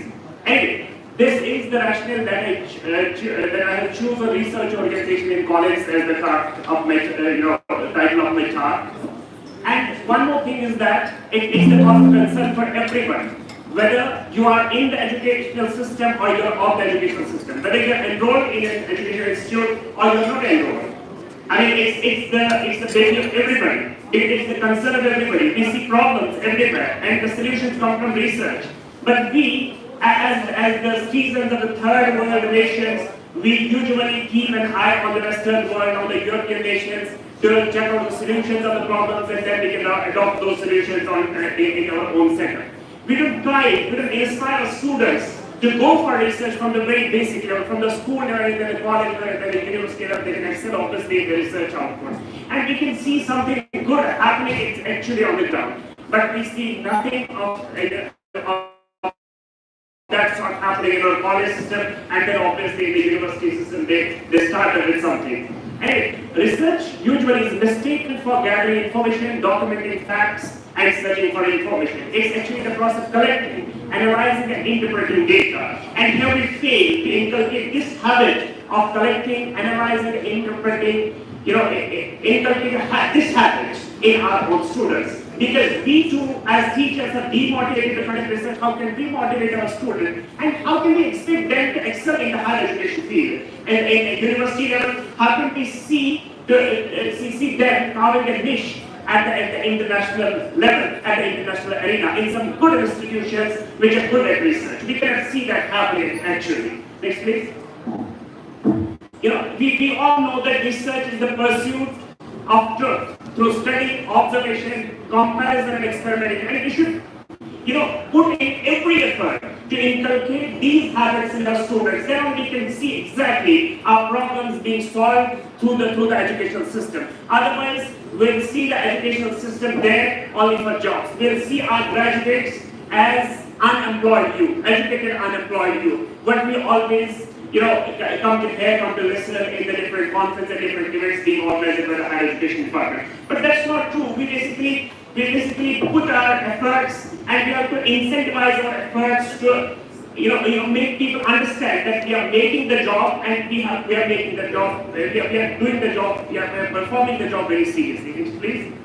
So this is how we can inculcate the habit of research-based learning in our students. We have to allow them to identify the topics of their choice and then formulation of the problems and research hypotheses and drafting of the research designs and then execution of those plans, their own plans, and documentation and evaluation of the results and the representation of the results. A lot of things are involved in these phases, but we have to try to inculcate this sort of habit.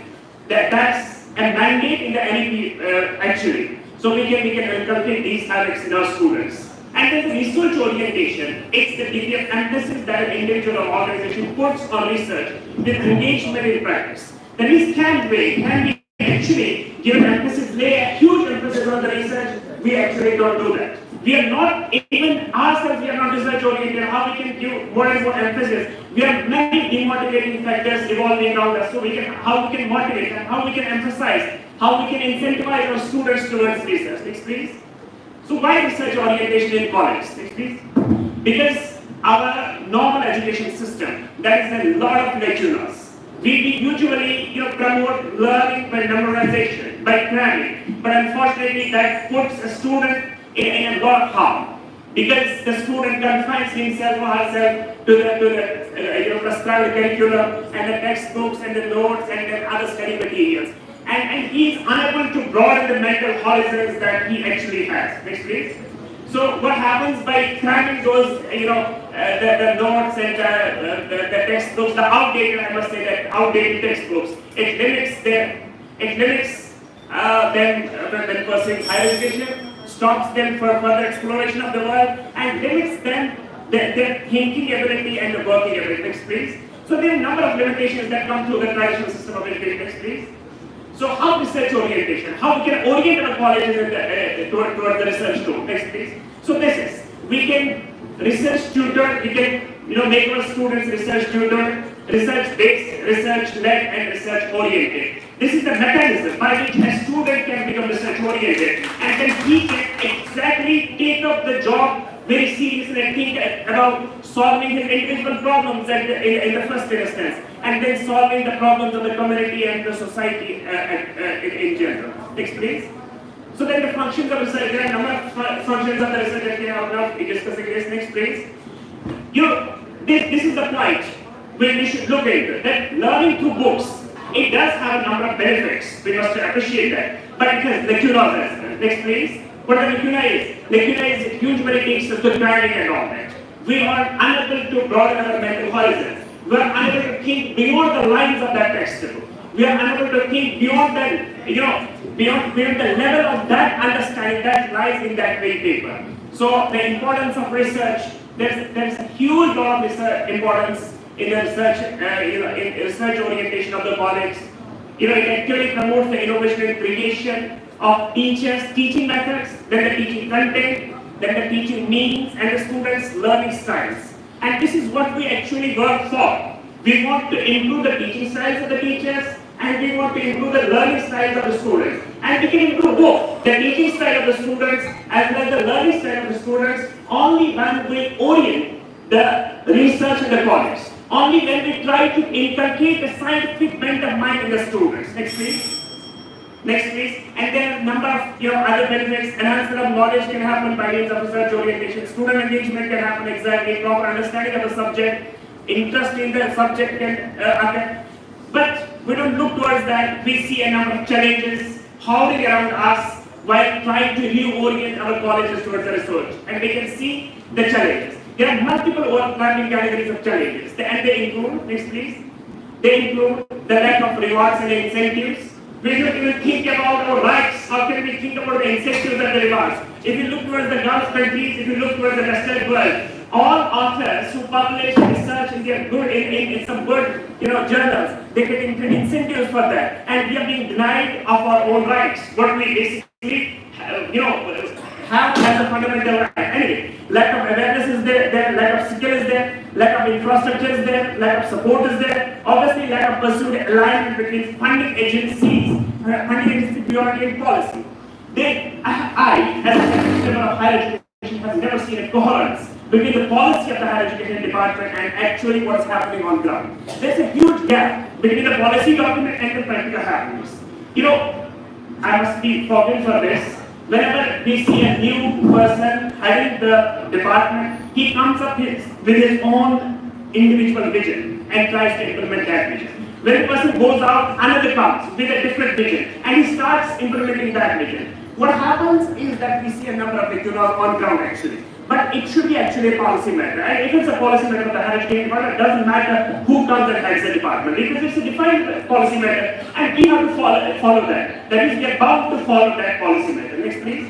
So there are many more challenges like lack of industry academia collaboration is there. We see huge gap between there. There's no connectivity between industry and academia, to be very honest. And that's why we see our educational institutions lacking behind in terms of research. And then there's lack of appropriate human capital, there's lack of funding for research, there's lack of collaborative research, there's lack of contextual need-based research, and above all, one thing is there, that's managerial apathy. That's in-time transfer of teachers. You get a research project in one of the institutions, and that research project is worth crores. You're being transferred midway of that. Doesn't matter whether you have crores of funding for that research project or not. Where that research project goes doesn't matter for the department, doesn't matter for the teacher. And who is working in that doesn't matter for anybody. But there should be a policy for that. If you have a research project and you are trying to, basically get something out of that, you should respect that. You should respect that. You should place the teacher there for some time, until he or she completes that project. Then they can earn. You place some teachers in those institutions where there is nothing extraordinary. And they have a huge weakness in the research interest. And you install some teachers in those institutions which have zero interest, but there's a lot of research experience, research infrastructure, I must say. So these are some, I must be followed if I want to say it. Thank you. Thank you, Dr. Sohail, for having your talk on research orientation in colleges, its inculcation among students, then opportunities and challenges we face in the colleges. But still I will tell you one thing, that after all, the onus of this factor lies upon the teachers, in which direction he can take to his students. I assure you that teacher can change, and teacher always changes and creates history, why not in the field of research. Now I would like to invite Dr. Ajaz Ahmed Magre Sahab, come on the dais and deliver your talk on enhancing ICT integration in higher education. Dr. Ajaz.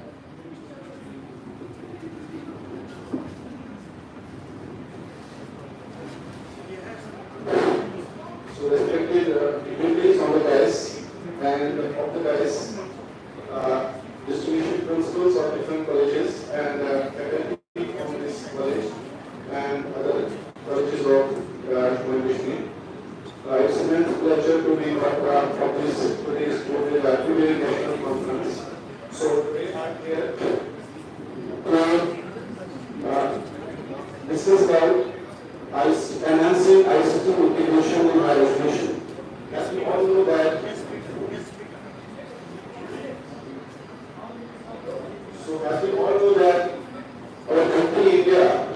all the countries has a very robust ICT infrastructure. Our country India has a very robust ICT infrastructure, and so far as National Education Policy 2020 is concerned, it calls for enhancing the ICT integration in higher education. And it's a well-known fact that integration of ICT will definitely enhance the access, the quality, and equity in higher education. The three core issues which actually we are faced with. So, so far as ICT integration in higher education in Jammu and Kashmir perspective is concerned, so based on my own research, which I have carried on during 2018-19, what I have observed that there is a huge infrastructural gap, ICT infrastructural gap in the degree colleges of Jammu and Kashmir, and that there is huge prevalence of rural-urban divide. We have sufficient ICT infrastructure in the urban colleges, but the rural colleges have very poor ICT infrastructure. So this divide on account of the ICT infrastructure in the degree colleges of Jammu and Kashmir needs to be considered. One important concern is that the ICT literacy. By ICT literacy, I mean to say that the expertise and the efficiency of the utilization of various ICT services in the teaching learning process. It has been found that the ICT literacy among both the faculty and the students of government degree colleges of Jammu and Kashmir is poor. So the effective use of ICT services is not taking place, and which is a matter of concern, and because as NEP calls for enhancing the ICT integration in higher education, we need to seriously consider the fact that our faculty members and students are not enough ICT literate so that they can take up the challenges as envisaged by NEP 2020. And one more important thing that I have seen during my research was that there has been underutilization of the available ICT infrastructure in the degree colleges of J&K. So by underutilization, I mean to say that despite the fact that some of the colleges, like some prominent colleges of J&K, they have suitable ICT infrastructure in place, but because of some one or the other reason, because of the lack of positive attitude or some other administrative reasons, the utilization of ICT services has not been up to the mark as per the expectations. So this was one important consideration so far as my research is concerned. Now, so far as next slide please. Yes, United Nations SDG report 2022 shows that although COVID-19 has cast a shadow on an already bad picture of learning outcomes, you see as NEP also envisions this fact that the implementation and use of ICT should always be linked with the learning outcomes. It's not merely the application of technology in the field of education, but it should be connected somehow with the learning outcomes. And United Nations SDG report 2022 says that there has been a decline so far as the learning outcomes are concerned, despite the total application of technology during the COVID period. And that's a matter of serious concern which we need to focus upon. And one more important thing was, there are entrenching inequities in education have only worsened during the pandemic. So during the COVID-19 pandemic, our ICT infrastructure in the whole education system was put to a litmus test, and it was seen that wide gaps are there so far as the access to the ICT services is concerned. Again, there is a divide on the basis digital divide. A huge chunk of a huge population of students has not access to the online services, which we want to blend in the higher education in the future. And again, when recovering from the pandemic and building back better will require a significant investment in educational infrastructure and services. So, according to this report, there is a call for huge investments so far as building up the ICT infrastructure and other service infrastructure is concerned. Next slide, please. Next. So ICT integration in that 2020 perspective.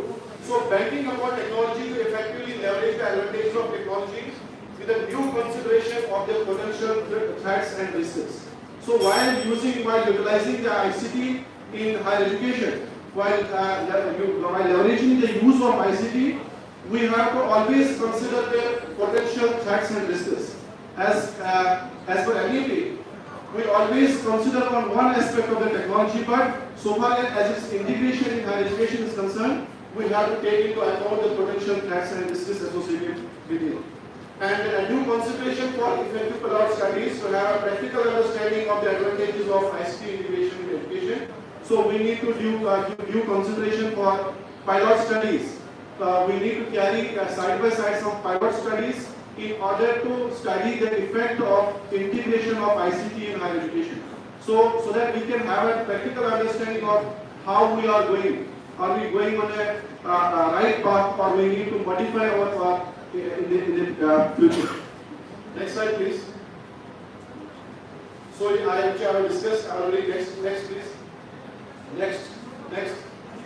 So ICT integration I will precisely discuss some of the points regarding this ICT integration in Jammu and Kashmir and implementation strategy.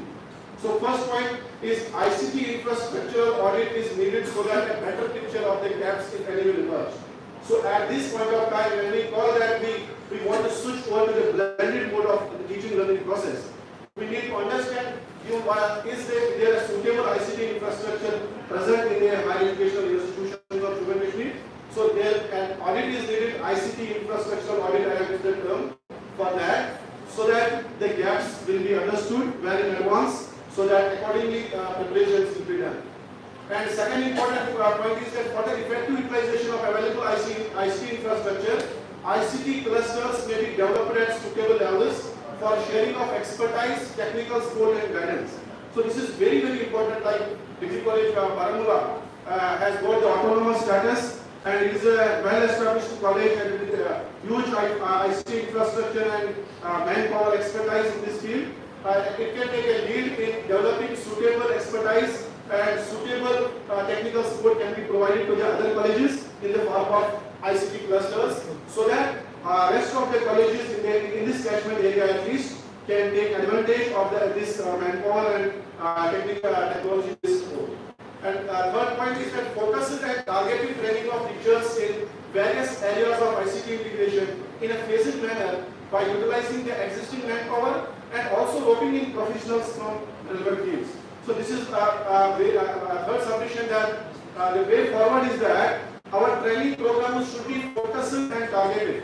So what I have observed over the last 5 or 6 years of my service in higher education, we have seen that we are conducting programs, but the programs are never meet for a target group. So every program should have a particular target group, so that the training should serve the purpose in the long run. So this my submission is that focused and targeted teaching or training of teachers must be focused upon. And one more important point is that a single user-friendly and stable LMS having suitable features must be developed to act as an effective interface between the teachers and the students. So as of now, we don't have a single LMS learning management system that has been developed in situ in our department. I mean to say, neither University of Kashmir has, as per my knowledge, to the best of my knowledge, and so far as higher education is concerned. So there is not even a single LMS learning management system platform which can be used by all the students across the board, from especially the students from Jammu and Kashmir, as JNK is the front runner in the implementation of NEP. So a single LMS must be developed which can be utilized by all the students of the degree colleges of Jammu and Kashmir, so that a uniformity may be established. And one more point is focus on e-content creation in a collaborative manner by sharing the expertise, resources and manpower. I have seen during the last 3 years many different colleges at their own level who have got different types of resources available, have actually applied for, have been involved in. Sir, I want to respond. Thanks, sir. So, what I have seen that many colleges are actually already involved in the creation of e-content, but that e-content is not widely disseminated across the students and teachers, and every college is creating the e-content in its own capacity, and the standard of the content is not up to the mark. So, it's my perspective of understanding the things that let us join hands, let us do the creation of the e-content in a collaborative manner, let us rope in all the resources, the best of the brands available from different degree colleges, so that more and more and high quality material will be available to the students. And also, this material, this e-content should be disseminated to the students. It should be uploaded on a particular platform, a suitable platform that is accessible to all the students and the teachers in a clip. And next please, next slide. And conducting workshops for better training the students to use the various ICT services and online platforms like Swayam for pursuing courses from different HEIs of India. And because of the introduction of the concept of academic bank of credits, you see there is a necessity of making the students understand about what is Swayam and how a student can register on the Swayam and take a course that is suitable and that is relevant to his 4 years undergraduate program. So this is very, very important because so far as my interaction with the students is concerned and the faculty is concerned, there is very limited amount of knowledge regarding this MOOCs platform and the students. And one more important thing is that we need to encourage the faculty members. We need to encourage the faculty members to develop suitable courses on Swayam that are relevant to our curriculum, that are relevant to the curriculum and that are feasible for the students to understand, and because we can create the Swayam courses in our regional languages, so that can be more effective for the students in the future. And one more important point that is regarding the administrators and teachers. So by administrators, I mean here principals as well, principals and the relevant administration, sensitization of administrators and teachers to work in synergy for developing relevant courses on Swayam that are relevant to the curriculum as envisaged under NEP 2020.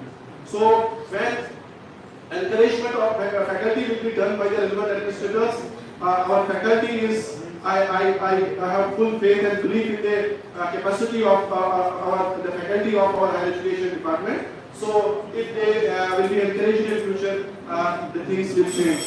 And last point is that a blend of traditional face-to-face learning and learning through online platforms has to be appreciated at all levels. And effective collaboration between HEIs of JNK will help in the optimal use of existing resources. So more collaboration is needed in the future. Thank you very much. You have already having here invested but we are sharing that.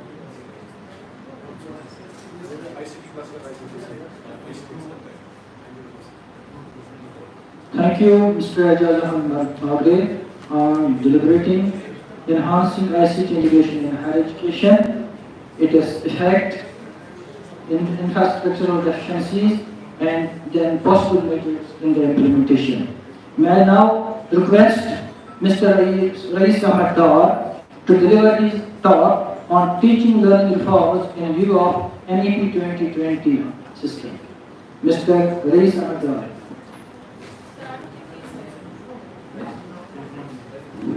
He is not here? So, okay. So here that means the session has concluded. Now over to the guest in charge, Dr. Kumera. I would, before we arrive to the conclusion, I would request the principal of our college, to please present this memento to Professor Isaki for his patient chairmanship for this session.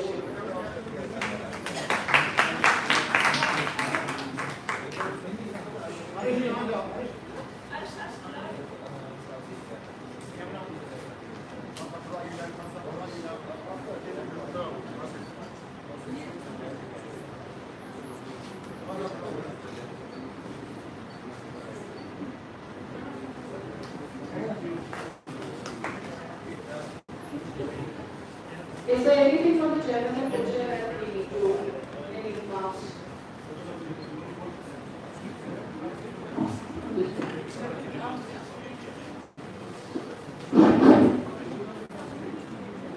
So first of all, I'd like to thank all the speakers who delivered their talk on different topics and correlated it with the implementation of national education policy.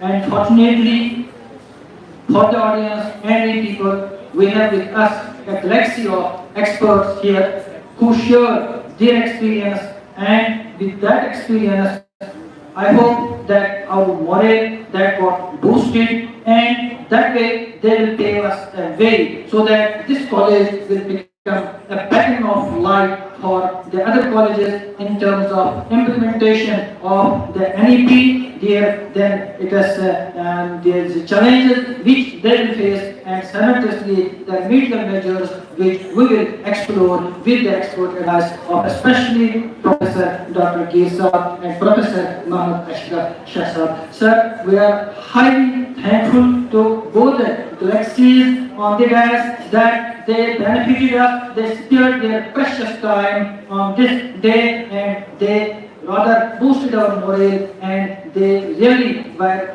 the shiners in this conference. I hope that the audience, the stakeholders, faculty, students all will get benefited from their expert advice, from their talks. So I thank also the Chairman sir in his personal capacity that he had a patience of learning, of listening all the participants and giving his valuable suggestions. Thank you, sir. Thank you, Lynn. It has been a great day, and I am sure that the deliberations have been quite useful, quite fruitful. If we look what we have achieved in the first day of this conference, I think we have discussed very important, significant issues. And to begin with, in the inaugural session, the entire focus was on the learner, and then equal focus or emphasis was laid upon the teacher, the curriculum, the infrastructure, the funding, and now we had Dr. Naveed. One area which was not discussed was governance and leadership, and the many other areas. And first I would like to comment upon the presenters. If all of them are belonging to this particular college, Government Degree College Baramulla, so I must congratulate the principal of the college that the future of this college and the autonomy of this college lies in safe hands, because the people, the faculty with such kind of understanding in governance, leadership, ICT related issues, other aspects, I'm sure they will take it to the logical conclusion, make it a big success, and achieve their targets, and sustain this autonomy, sustain this freedom which has been given to them with all their might and all their wherewithal at their disposal.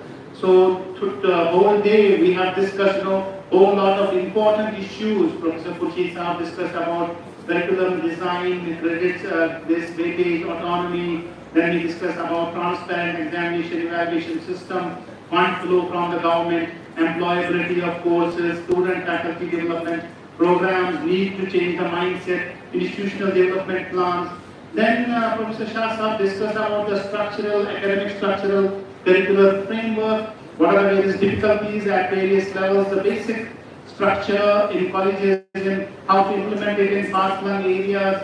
And he discussed the issues with thorough dedication, commitment, passion, and involvement. Then we also had Dr. Suhaib Ahmed Khan, who discussed the research orientation in colleges, the process of research, research-based learning, generation of new knowledge. So far, only the universities had the mandate to generate new knowledge. Colleges were not having the mandate to generate new knowledge. They only had the mandate to teach. But with research now starting in the colleges, now the colleges will also have the mandate to create new knowledge through research. So this is a new era which, as I already mentioned, we are stepping into the new era wherein colleges are evolving, institutions are evolving. We will have in another 5 to 10 years whole lot of universities coming up. Colleges transforming, metamorphizing into universities and creating a lot of research. So that is a very welcome study. But what about colleges who might not find themselves eligible for autonomy at this point of time? There may be many colleges who might not find themselves worth getting that A grade immediately, considering their limitations in terms of infrastructure, funding, staff, or any other limitations. The advice for them will be that those colleges should go and refer to the NAC scoring criteria. There are 7 NAC scoring criteria, and they need to work on those 7 criteria. That is, they need to work on curricular aspect, teaching, learning, evaluation, research consultancy extension, infrastructure and learning resources, student support and progression, governance, leadership and management, innovations and best practices. Last one I would emphasize more. See, they can do a lot of, they may not be able to change their curriculum because the curriculum is devised by the higher education department. Their subject syllabus and everything has to be devised by the higher education department. Now what can a small college do at the individual level? They can make some value additions to their courses. They can send their students for fellowships, internships to industry. They can do some community service, and they can do value addition. Similarly, they can adopt some innovative practices. For example, they can harness solar energy. For example, they can do something about pollution, and they can do something about recycling of their water or other resources. So if they do